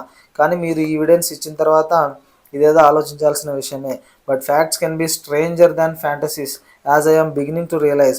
సో ఇప్పుడు నాకు అర్థమవుతా ఉంది, ఈ ఫ్యాంటసీస్ కన్నా ఈ ఫ్యాక్ట్స్ చాలా స్ట్రేంజ్గా ఉంటాయి. నిజాలు మన ఇమాజినేషన్ కన్నా నిజాలే డిఫరెంట్గా ఉంటాయి. ఇప్పుడిప్పుడు నేను రియలైజ్ అవుతా ఉన్నాను అన్నాడు. సో ఆ మాట అనగానే facts, what are the facts, నిజాలా, ఏంటా నిజాలు, I'm dying to know professor Gaitonde said. So ఏంటో చెప్పు, నేను తెలుసుకోవాలనుకుంటున్నా అని చెప్పి అడిగాడు professor Gaitonde. Rajendra motioned him to silence and stayed pacing the room, obviously under great mental strain. So ఆయన సైలెంట్గా ఉన్నాడు కాసేపు. And started pacing the room, అటు ఇటు తిరగడం స్టార్ట్ చేసినాడు అనమాట. రూమ్లో ఒక మెంటల్ స్ట్రెయిన్ వచ్చేసింది, అంటే స్ట్రెస్కి మొత్తం అంతా తల టెన్షన్ ఎక్కువైపోతా ఉంది డీప్ థింకింగ్ వల్ల. Finally he turn around and said. So లాస్ట్కి ప్రొఫెసర్ గైటోండే వైపు తిరిగి ఇలా అన్నాడు, professor Gaitonde, I will try to rationalise your experience on the basis of 2 scientific theories as known today. So మీకు జరిగిన ఎక్స్పీరియన్స్ని రేషనలైజ్ చేస్తాను నేను. రేషనలైజ్ అంటే విత్ రీజన్స్ విత్ లాజిక్ నేను ఎక్స్ప్లెయిన్ చేస్తాను. ఇప్పుడు ప్రజెంట్ ఉన్నటువంటి 2 సైంటిఫిక్ థియరీస్ ద్వారా మీకు ఏం జరిగిందో నేను చెప్తా. Weather I succeed are not in convincing you of the facts only you can judge. So నాకు తెలిసిన విషయం 2 సైంటిఫిక్ థియరీస్ ద్వారా చెప్తాను, మీరు దానికి కన్విన్స్ అవుతారో లేదో తెలియదు, ఓన్లీ యూ కెన్ జడ్జ్, మీరు మాత్రమే చెప్పగలరు. For you have indeed pass through a fantastic experience or more correctly a catastrophic experience. So మీకు మాత్రమే తెలుసు, మీకు మాత్రమే తెలుసు, ఎందుకంటే మీరు ఒక ఫెంటాస్టిక్ ఎక్స్పీరియన్స్ చేసినారు. అంటే నిజం చెప్పాలంటే ఒక క్యాటాస్ట్రాఫిక్ ఎక్స్పీరియన్స్ అనమాట. ఒక సడన్ చేంజ్ జరిగింది వరల్డ్లో. అంటే 1857 తర్వాత ఈ మరాఠా సైన్యం ఆ పానిపట్ యుద్ధంలో జనరల్గా ఓడిపోయింది, కానీ మీరు గెలిచిన ఆ వరల్డ్లోకి పోయినారు, న్యూ వరల్డ్లోకి పోయేసినారు కదా. ఆ క్యాటాస్ట్రాఫిక్ ఎక్స్పీరియన్స్ మీరు ఓన్గా ఫేస్ చేసినారు కాబట్టి నేను కన్విన్స్ చేస్తానో లేదో తెలియదు, బట్ మీరే చెప్పగలుగుతారు, మీరే జడ్జ్ చేయండి, నేను చెప్పాలనుకున్నది చెప్తా అని చెప్పి రాజేంద్ర స్టార్ట్ చేశాడు. Please continue Rajendra, I'm all ears. So మీరు ఏం చెప్పాలనుకుంటున్నారో ప్లీజ్ కంటిన్యూ చెప్పండి. ఐఎమ్ ఆల్ ఇయర్స్ అంటే ఐఎమ్ లిజనింగ్ అటెంటివ్లీ, సో నేను వింటా ఉన్నాను చెప్పండి అన్నాడు. Professor Gaitonde replied. Rajendra continued pacing as he talked. So అటు ఇటు నడుస్తూనే మాట్లాడుతూ ఉన్నాడు అనమాట రాజేంద్ర ఆ రూమ్లో. You have heard a lot about the catastrophe theory at the seminar. So సెమినార్లో అంటే ఆ స్పీచ్లు ఇచ్చేటువంటి ప్లేస్ ఉంటుంది కదా ఆడియన్స్లో, సో మీరు చాలాసార్లు ఈ క్యాటాస్ట్రోఫీ థియరీ గురించి విన్నారు. Let us apply to the battle of Panipat. So ఆ క్యాటాస్ట్రోఫీ థియరీ ఏదైతే ఉందో అంటే మ్యాథమెటికల్ థియరీ, చిన్న చిన్న రీజన్స్ వల్ల సడన్ చేంజెస్ జరుగుతూ ఉంటాయి, స్మాల్ కాజెస్ వల్ల సడన్ చేంజెస్ జరుగుతూ ఉంటాయి అనేది క్యాటాస్ట్రోఫీ థియరీ. దాన్ని ఇప్పుడు మనం బ్యాటిల్ ఆఫ్ పానిపట్కి అప్లై చేద్దాము. Wars fought face to face on open grounds offer excellent examples of this theory. So open గ్రౌండ్స్లో ఫేస్ టు ఫేస్ యుద్ధం జరుగుతూ ఉంటాయి కదా, అవి ఎక్సలెంట్ ఎగ్జాంపుల్స్ ఈ క్యాటాస్ట్రోఫీ థియరీ ఎక్స్ప్లెయిన్ చేయడానికి. The Maratha army was facing Abdali's troops on the field of Panipat. So ఒరిజినల్గా ఈ ఫీల్డ్ ఆఫ్ పానిపట్టులో యుద్ధం జరుగుతూ ఉంది కదా, అక్కడ ఈ మరాఠా ఆర్మీ అబ్దాలా ఆర్మీతో ఫైట్ చేస్తూ ఉంది. There was no great disparity between the latter's troops and opposing forces. So ఇద్దరి మధ్య పెద్ద డిఫరెన్స్ ఏం లేదనమాట. డిస్పారిటీ అంటే డిఫరెన్స్. సో ఇద్దరు ఈక్వలే, పవర్లో ఈక్వలే, ఆర్మీలో ట్రూప్స్లో అన్నిట్లోనూ ఈక్వలే. ఎవరెవరు? Abdali's troop and Maratha army both are రెండు స్ట్రాంగే అనమాట. ఒకరు ఎక్కువ ఒకరు తక్కువ అని చెప్పలేం. Their armour was comparable. కానీ వాళ్ళ యొక్క ఆర్మర్ ఏదైతే ఉందో, ఆర్మర్ అంటే యుద్ధానికి సంబంధించినటువంటి థింగ్స్ అన్నీ ఉంటాయి కదా, సో వాటిని మనం ఆర్మర్స్ అంటాం. ఈ ఆర్మర్స్ అంటే ఎక్విప్మెంట్స్, వెపన్స్ అవి కూడా సిమిలరే. So lot dependent on the leadership and the morale of the troops. So వాళ్ళ వెపన్స్ సేమే, వాళ్ళ ఆర్మీ సేమే, అన్నీ సేమే ఉన్నాయి. కాకపోతే ఇంకా మొత్తం దేని మీద డిపెండ్ అయి ఉంటుందంటే వాళ్ళ యొక్క లీడర్షిప్ మీద అనమాట. ఎవరైతే సమర్థవంతంగా నడిపిస్తారో వాళ్ళే గెలుస్తారు. And moral of the troops, so వాళ్ళ యొక్క మోరల్ కాన్ఫిడెన్స్, ఆ యొక్క సైన్యం యొక్క మోరల్ కాన్ఫిడెన్స్ ఏదైతే ఉందో, కాన్ఫిడెన్స్, డిసిప్లిన్, సో ఆ రెండింటి మీద డిపెండ్ అయి ఉంటుంది అనమాట హోల్ సిచ్యువేషన్ అంతా. The juncture at which Vishwasrao, the son of and heir to the Peshwa, was killed prove to be the turning. So the juncture అంటే క్రిటికల్ పాయింట్ అని అర్థం. సో ఈ హిస్టరీ అంతా ఎక్కడ మారిపోయింది? ఈ విశ్వాసరావు ఉన్నాడు కదా, the son of and heir to the Peshwa యొక్క కొడుకు అనమాట ఈ విశ్వాసరావు. అండ్ ఎయిర్ అంటే వారసుడు. ఈ వాళ్ళ తర్వాత పీష్వాస్లో నెక్స్ట్ అతనే అనమాట రాజు అయ్యేది. He was killed prove to be the turning point. So Vishwasrao బతికున్నాడు అనేది ఒక హిస్టరీ, విశ్వాసరావు చనిపోయినాడు అనేది హిస్టరీ, అదొక హిస్టరీ అనమాట. అంటే రెండు రకాల హిస్టరీ. అక్కడితోనే వరల్డ్ అంతా చేంజ్ అయిపోయింది, వరల్డ్ హిస్టరీ అంతా. So as history has it, his uncle Bhau Saheb rushed into the melee and was never seen again. So మనకున్నటువంటి హిస్టరీ ప్రకారంగా, అకార్డింగ్ టు హిస్టారికల్ అకౌంట్స్, ఈ బావ్ సాహెబ్ తన అంకుల్, విశ్వాసరావు అంకుల్ ఎవరు? బావ్ సాహెబ్. తను he rushed into the melee and was never seen again. So melee అంటే ఈ చాలా మంది సోల్జర్స్ గుంపులోకి పోయినాడు బావ్ సాహెబ్, మళ్ళీ తిరిగి కనిపించలేదన్నమాట. Whether he was killed in the battle or survived is not known. So ఆ యుద్ధంలో చనిపోయినాడా లేదా బతికాడా అనేది ఇప్పటికీ తెలియదు. But for the troops at the particular moment that blow of losing their leaders was crucial.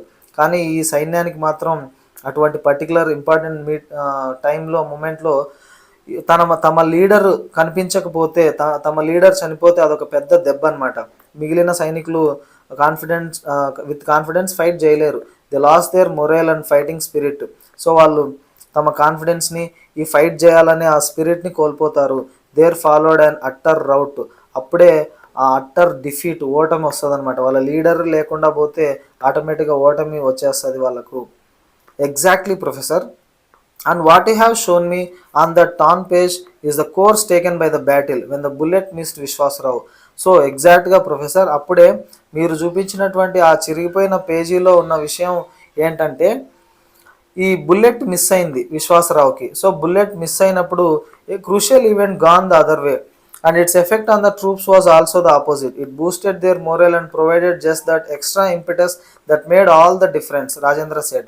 So Rajendra ఏం చెప్పాడంటే, ఈ విశ్వాసరావుకి బుల్లెట్ మిస్ అయింది కదా మీరు చూపించినటువంటి పేపర్లో, సో అదే క్రూషియల్ ఈవెంట్ అనమాట, చాలా ఎక్స్ట్రీమ్లీ ఇంపార్టెంట్ ఇన్సిడెంట్ అదే. సో ఇంకొక డిఫరెంట్ వేలో జరిగిపోయింది ప్రపంచం అంతా. సో విశ్వాసరావు చనిపోలేదు, విశ్వాసరావు చనిపోలే, సో జస్ట్ మిస్ అయినాడు. అప్పుడు మొత్తం అంతా ఆపోజిట్ అయిపోయింది, హిస్టరీ అంతా మారిపోయింది. ఈ సైనికుల యొక్క పెరిగింది, మోరల్ కాన్ఫిడెన్స్ పెరిగింది. And provided just that extra impetus that made all the difference. Extra impetus అంటే మోటివేషన్ అని అర్థం. సో ఎక్స్ట్రా మోటివేషన్ వచ్చి సైనికులంతా చాలా బాగా ఫైట్ చేసి ఈ అబ్దాలీ సైన్యాన్ని ఓడించారు. ఆ విధంగా హిస్టరీ అంతా డిఫరెంట్గా మారిపోయింది అని చెప్పి రాజేంద్ర అన్నాడు. తనకు తెలిసినటువంటి క్యాటాస్ట్రఫీ థియరీ ఎక్స్ప్లెయిన్ చేసినాడు Rajendra. Maybe so similar statements are made about the battle of Waterloo which Napoleon could have won. So ఈయన రిప్లై ఇస్తూ ఉన్నాడు, అంటే కొంచెం ఒప్పుకున్నాడు అనమాట, అంటే పూర్తిగా కాదు, అగ్రీస్ పార్ట్లీ, సగం సగం ఒప్పుకొని, అవును సిమిలర్ స్టేట్మెంట్స్ ఈ బ్యాటిల్ ఆఫ్ వాటర్లూ గురించి కూడా చేయొచ్చు, which Napoleon could have won. So battle of వాటర్లూలో నెపోలియన్ ఓడిపోయినాడు అనమాట యాక్చువల్లీ. సో నెపోలియన్ గెలిచింటే ఇంకెలా ఉండొచ్చు అని చెప్పేసి కొన్నిసార్లు సిమిలర్ స్టేట్మెంట్స్ వస్తూ ఉంటాయి. But we live in a unique world which has a unique history. కానీ మనం అట్లా డిఫరెంట్ వరల్డ్లో లేం కదా. వన్ వరల్డ్ అనమాట, యూనిక్ వరల్డ్లో ఉన్నాము. దానికి ఒకే ఒక్క హిస్టరీ ఉంటుంది, యూనిక్ హిస్టరీ. డిఫరెంట్ హిస్టరీస్ ఉండవు కదా ఒక ప్రపంచంలో. This idea of it might have been is okay for the sake of speculation but not for reality, Gangadhar Pant said. So ఒకవేళ అలా జరిగి ఉంటే, ఇట్ మైట్ హ్యావ్ బీన్, ఒకవేళ అలా జరిగి ఉంటే అనేది స్పెక్యులేషన్కి బాగానే ఉంటాయి, అంటే జస్ట్ ఇమాజిన్ చేయడానికి లేదా గెస్ చేయడానికి. అంటే నెపోలియన్ జనరల్గా ఓడిపోయినాడు అనమాట రియాలిటీలో, బ్యాటిల్ ఆఫ్ వాటర్లూలో. ఒకవేళ గెలిచింటే అని చెప్పి మనం ఏదన్నా స్టోరీ అల్లొచ్చు, జస్ట్ ఇమాజినేషన్కి బాగానే ఉంటాయి కానీ రియాలిటీలో వర్కౌట్ అవ్వవు అని చెప్పి గంగాధర్ పంత్ అన్నాడు అనమాట. I take issue with you there. In fact, that brings me to my second point, which you may find strange, but please hear me out, Rajendra said. So, ఇక్కడే I take issue with you there అంటే I will disagree with you అన్నాడు. గంగాధర్ పంత్ అన్నాడు కదా, ఇది మనం just స్పెక్యులేషన్కి బాగానే ఉంటాయి, అంటే ఇమాజిన్ చేసుకోవడానికి బాగానే ఉంటాయి కానీ రియాలిటీలో వర్కౌట్ అవ్వవు అని గంగాధర్ పంత్ అంటే, నేను ఇక్కడే నువ్వు చెప్పేదాంతో డిసగ్రీ అవుతున్నా అని చెప్పి 2 పాయింట్స్ చెప్తా అన్నాడు కదా. ఫస్ట్ పాయింట్ అది క్యాటాస్ట్రోఫిక్ థియరీ. సో నేను ఇప్పుడు నా సెకండ్ పాయింట్ చెప్తాను, అది నీకు స్ట్రేంజ్గా అనిపించవచ్చు కానీ విను అని చెప్పి రాజేంద్ర అన్నాడు. సెకండ్ పాయింట్ స్టార్ట్ చేస్తున్నాడు. Gangadhar Pant listened expectantly as Rajendra continued. So తను కంటిన్యూ చేస్తూ ఉంటే ఎక్స్పెక్టెంట్లీ అంటే ఈగర్లీ, సో ఏం చెప్తాడని చెప్పేసి చాలా కుతూహలంతో వింటూ ఉన్నాడు. What do you mean by reality? Reality అంటే ఏంటి? we experience it directly with our senses or indirectly via instruments. So మనం ఏదైతే మన సెన్సెస్ ద్వారా, సెన్సెస్ అంటే తెలుసు కదా మనకున్నటువంటి సైట్, టచ్, హియరింగ్, వాటి ద్వారా మనం డైరెక్ట్గా ఫీల్ అయ్యేదాన్నే ఎక్స్పీరియన్స్ అంటాం, లేదా ఇండైరెక్ట్లీ వయా ఇన్స్ట్రుమెంట్స్. సో కొన్ని సైంటిఫిక్ ఇన్స్ట్రుమెంట్స్ ద్వారా కూడా ఎక్స్పీరియన్స్ అవుతూ ఉంటాం కొన్ని. బట్ ఇట్ ఈస్ దాన్నే రియాలిటీ అంటాం. But is it limited to what we see? కానీ మనం చూసేది మాత్రమే రియాలిటీనా? Does it have other manifestations? దానికి ఏమైనా డిఫరెంట్ ఫామ్స్ ఉన్నాయా? అంటే రియాలిటీ అనే దానికి మనం చూసేది మాత్రమే రియాలిటీనా? దానికి ఏమైనా డిఫరెంట్ ఫామ్స్ ఉండొచ్చుగా, డిఫరెంట్ అపియరెన్సెస్ ఉండొచ్చుగా అని చెప్పి ఇంకొక స్పెక్యులేషన్ స్టార్ట్ చేసినాడు మన Rajendra. That reality may not be unique has been found from experiments on very small systems. So ఆ రియాలిటీ అనేది, that reality may not be unique has been found from experiments on very small systems. So చిన్న చిన్న వాటిని తీసుకొని very small సిస్టమ్స్ని మనం consider చేసి, అంటే వాటిని చూసి మనం జడ్జ్ చేయలేము అదే రియాలిటీ అని చెప్పి. Of atoms and their constituent particles. So ఆటమ్స్లో ఉండే చిన్న చిన్న పార్టికల్స్ ఉంటాయి కదా, అందులో ఉండే ఎలక్ట్రాన్స్, ప్రోటాన్స్, న్యూట్రాన్స్, వాటి గురించి అంటే అంత చిన్న వాటిని మనం కన్సిడర్ చేసి అదే రియాలిటీ అని చెప్పలేము. When dealing with such systems the physicist discovered something startling. So ఈ సిస్టమ్స్ గురించి, ఆటమ్స్, వాటి గురించి ఫైండ్ అవుట్ చేస్తూ ఫిజిసిస్టులు డిఫరెంట్ థింగ్స్ని డిస్కవర్ చేసినారు. సంథింగ్ స్టార్ట్లింగ్ అంటే కొద్దిగా మనం షాకింగ్ అయ్యేటువంటి సిస్టమ్స్ని కనుక్కున్నారు ఫిజిసిస్టులు. The behavior of these systems cannot be predicted definitely even if all the physical laws governing those systems are known. So ఈ ఆటమ్స్ గురించి అన్ని థింగ్స్ మనకు తెలిసినా కూడా మనం వాటిని ఎక్స్పెక్ట్ చేయలేం, ప్రెడిక్ట్ చేయలేం అనమాట. ఎందుకంటే ఈ ఆటమ్స్ ఇవన్నీ ఒక పర్టికులర్ డిరెక్షన్స్లో వెళ్తూ ఉండవు కదా, ఎటు పడితే అటు వెళ్తూ ఉంటాయి అన్నమాట. సో మనం కరెక్ట్గా గెస్ చేయలేం, వాటిని ప్రెడిక్ట్ చేయలేం ఎలా జరుగుతూ ఉన్నాయో. మనకి రూల్స్ అన్నీ తెలిసిన, ఫిజిక్స్లో ఉండే అన్ని లాస్ తెలిసినా కూడా అవి ఏ డైరెక్షన్కి మూవ్ అవుతూ ఉంటాయో ఆటమ్స్ ఇవన్నీ మనం గెస్ చేయలేము అని చెప్పి అన్నాడు. సో దాన్ని ఎక్స్ప్లెయిన్ చేయడానికి take an example. I fire an electron from a source. So ఒక సోర్స్ నుంచి నేను ఒక ఎలక్ట్రాన్ని ఫైర్ చేసిన, అంటే ఒక బుల్లెట్ అంటే నథింగ్ బట్ ఎలక్ట్రాన్ని నేను ఫోర్స్ చేసిన. Where will it go? ఎక్కడికి వెళ్తుంది? సో అంటే ఫర్ ఎగ్జాంపుల్ ఒక సోర్స్ నుంచి ఒక ఎలక్ట్రాన్ని నేను రిలీజ్ చేసినాను, ఎక్కడికి వెళ్తుంది అది? If I fire a bullet from a gun in a given direction at a given speed, I know where it will be at a later time. కానీ మనం ఒక గన్ తీసుకొని ఒక బుల్లెట్ని కాల్చినాం అనుకో ఒక సర్టెన్ స్పీడ్తో, అది కాసేపట్లో ఎక్కడికి వెళ్తుందో తెలుసు, అంటే మనం ఏ డైరెక్షన్లో పంపించినామో ఆ బుల్లెట్ అదే డైరెక్షన్కి వెళ్తుంది. But I cannot make such an assertion for the electron. కానీ ఎలక్ట్రాన్ని మనం గెస్ చేయలేం, మనం ఒక డైరెక్షన్లో పంపించినా అదే డైరెక్షన్లో వెళ్తుందని చెప్పేసి అస్సలు గెస్ చేయలేం మనము. It may be here, there, anywhere. ఇక్కడ ఉండొచ్చు, అక్కడ ఉండొచ్చు, ఎక్కడైనా ఉండొచ్చు. I can at best quote odds for it being found in a specified location at a specified time. So specified టైంలో స్పెసిఫైడ్ లొకేషన్లో ఉంటుందని మనం జస్ట్ ఏదో గెస్ చేయగలం, కానీ ఆర్ట్స్ అంటే గెస్సెస్ అనమాట, జస్ట్ గెస్ చేయగలం కానీ ఎగ్జాక్ట్గా చెప్పలేము. ఈ ఎలక్ట్రాన్స్ అనేవి ఎటు పడితే అటు వెళ్తూ ఉంటాయి. The lack of determinism in quantum theory, even an ignoramus historian like me has heard of it, professor Gaitonde said. So తను చెప్పింది ఏంటంటే అదొక క్వాంటమ్ థియరీ అనమాట, physics theory, quantum theory.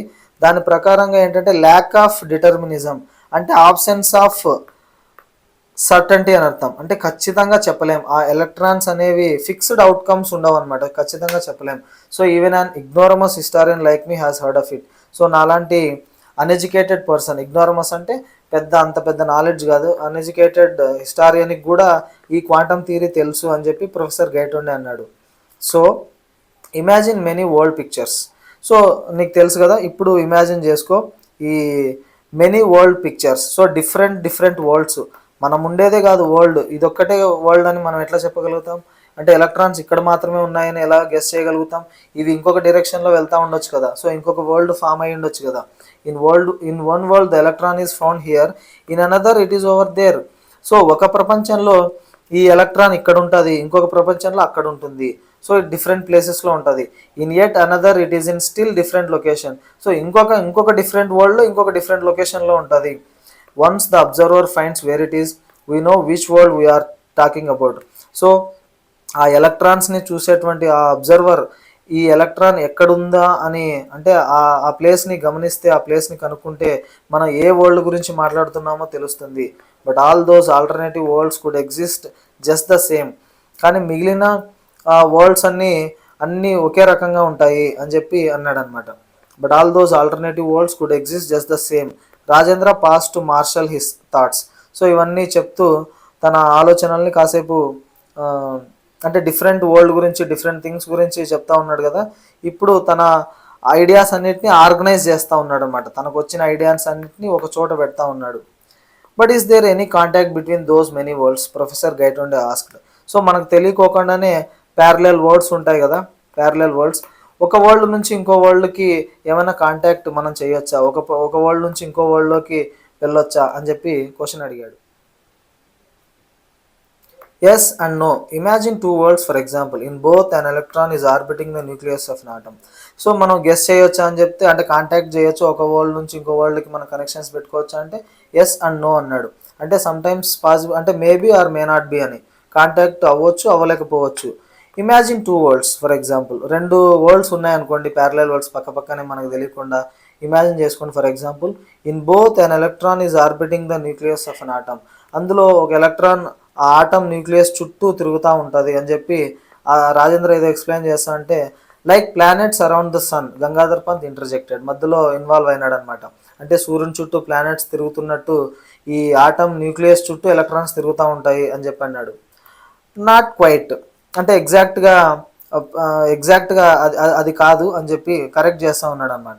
We know the precise trajectory of the planet వెళ్ళే route మనకు తెలుసు. Precise trajectory అంటే exact way మనకు తెలుసు, దాన్ని మనం ఆ పాత్ అంటాం. ట్రాజెక్టరీ అంటే ప్లానెట్ వెళ్ళేటువంటి పాత్.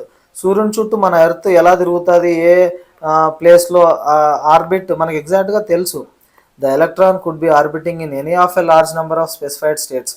ఈ ప్లానెట్స్కి అయితే స్పెసిఫైడ్ ప్లేసెస్ ఉంటాయి, అంటే ఎగ్జాక్ట్గా మనం చెప్పగలుగుతాం. కానీ ఈ ఎలక్ట్రాన్స్కి అట్లా చెప్పలేం, ఎక్కడైనా తిరుగుతూ ఉండొచ్చు. These states may be used to identify the world.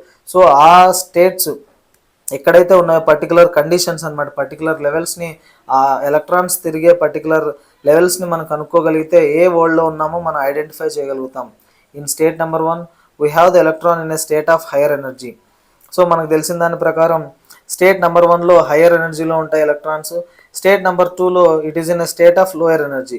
So state number 1లో హయ్యర్ ఎనర్జీతో ఉంటుంది ఎలక్ట్రాన్, స్టేట్ నెంబర్ 2లో లోయర్ ఎనర్జీతో ఉంటుంది అనమాట. It can make a jump from high to lower energy and send out a pulse of radiation.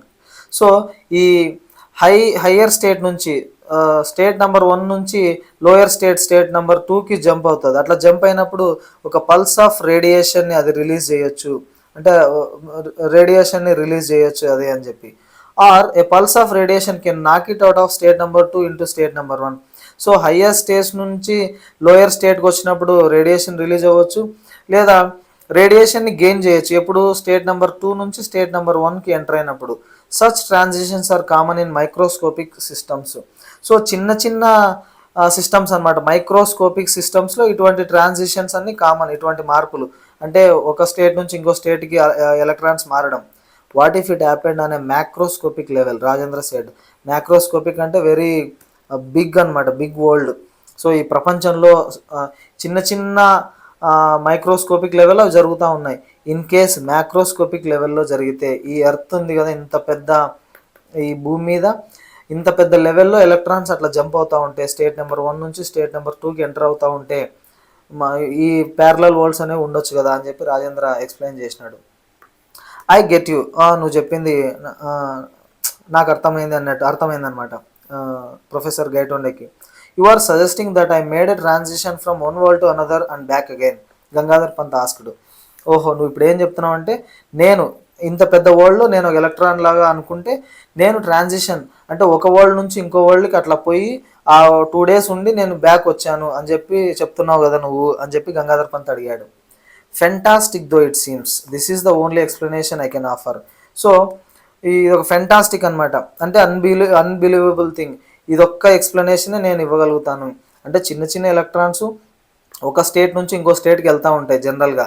So అది microscopic లెవెల్లో జరుగుతుంది. ఇప్పుడు మ్యాక్రోస్కోపిక్ లెవెల్లో ఇంత పెద్ద వరల్డ్లో ఒక పర్సన్, అంటే అది చిన్న ఎలక్ట్రాన్ కదా, ఇక్కడ చాలా పెద్ద ఎలక్ట్రాన్ అనుకోండి, ఒక పర్సన్ ఇంకొక వరల్డ్లోకి అట్లా పోయి ఒక 2 days గడిపి మళ్ళీ తిరిగి వచ్చి ఉండొచ్చు. సో అట్లా జరిగిండొచ్చు కదా అని చెప్పి చెప్పాడనమాట.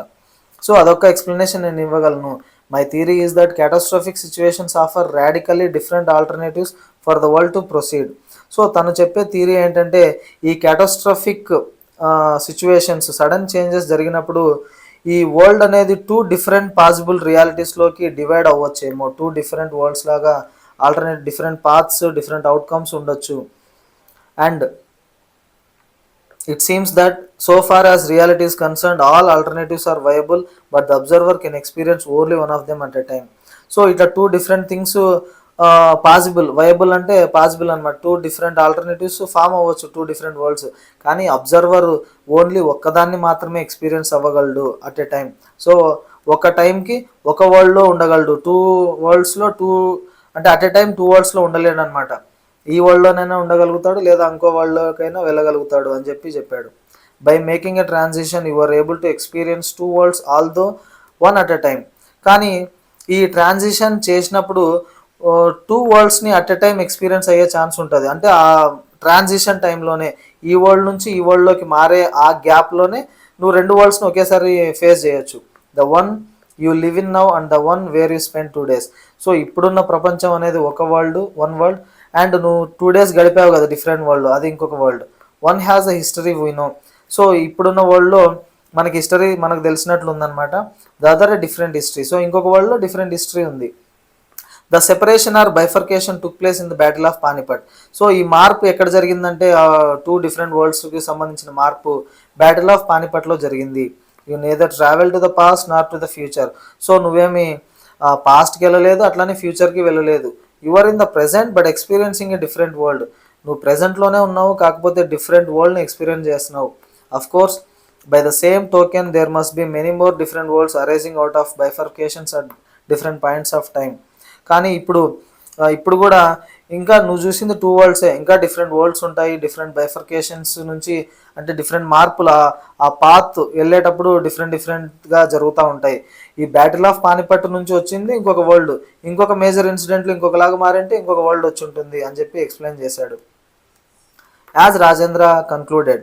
సో తను ముగించేసరికి గంగాధర్ పంత్ ఆస్ the question that was beginning to bother him most. So question వచ్చింది, ఆ క్వశ్చన్ అడిగాడు అనమాట. But why did I make the transition? నేనే ఎందుకు ఈ ట్రాన్సిషన్ చేశాను, అంటే నేనే ఎందుకు ఈ డిఫరెంట్ వరల్డ్లోకి పోయి వచ్చినాను అని చెప్పి అడిగాడు. If I knew the answer I would solve a great problem. So ఈ క్వశ్చన్కి నాకు ఆన్సర్ తెలుసుంటే నేను ఒక పెద్ద ప్రాబ్లమ్ని సాల్వ్ చేసేవాడిని అయితే.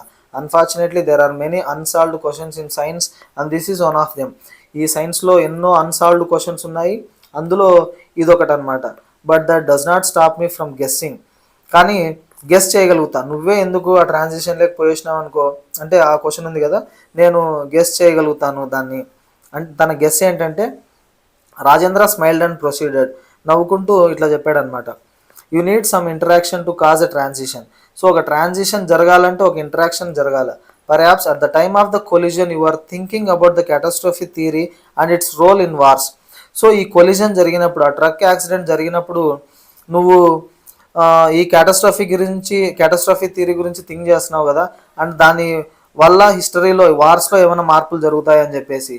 Maybe you are wondering about the battle of Panipat. So నువ్వు ఆ టైంలో బ్యాటిల్ ఆఫ్ పానిపట్ గురించి ఆలోచిస్తూ ఉన్నావేమో.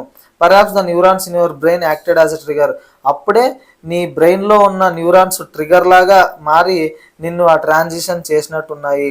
సో నువ్వు అక్కడ అది జరిగేలాగా నీ బ్రెయిన్ ఆ ట్రాన్సిషన్ చేసింది అని చెప్పి అన్నాడు.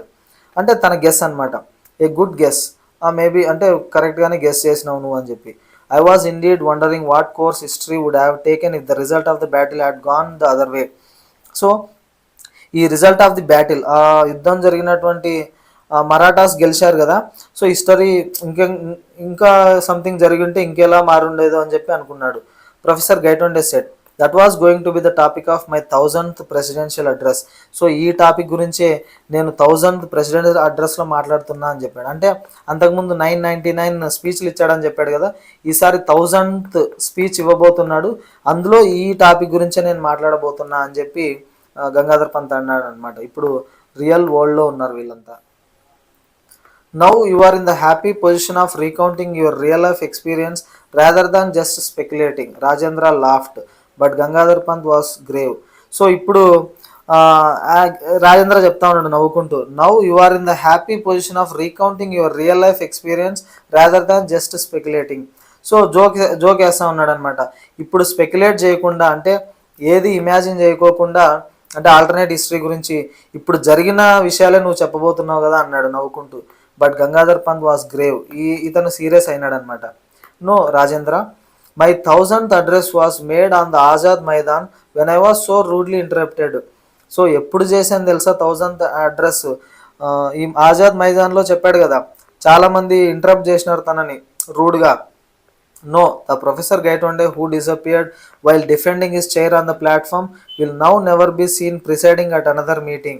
I have conveyed my regrets to the organizers of the Panipat seminar. So ఏం చెప్తున్నాడంటే, నా 1000th స్పీచ్ ఆల్రెడీ అయిపోయింది. ఎప్పుడు ఇచ్చినాడు? ఇంకొక వరల్డ్లో ఇచ్చినాడు కదా, ఆడియన్స్ అంతా తనని లాగి బయటపడేసినారు.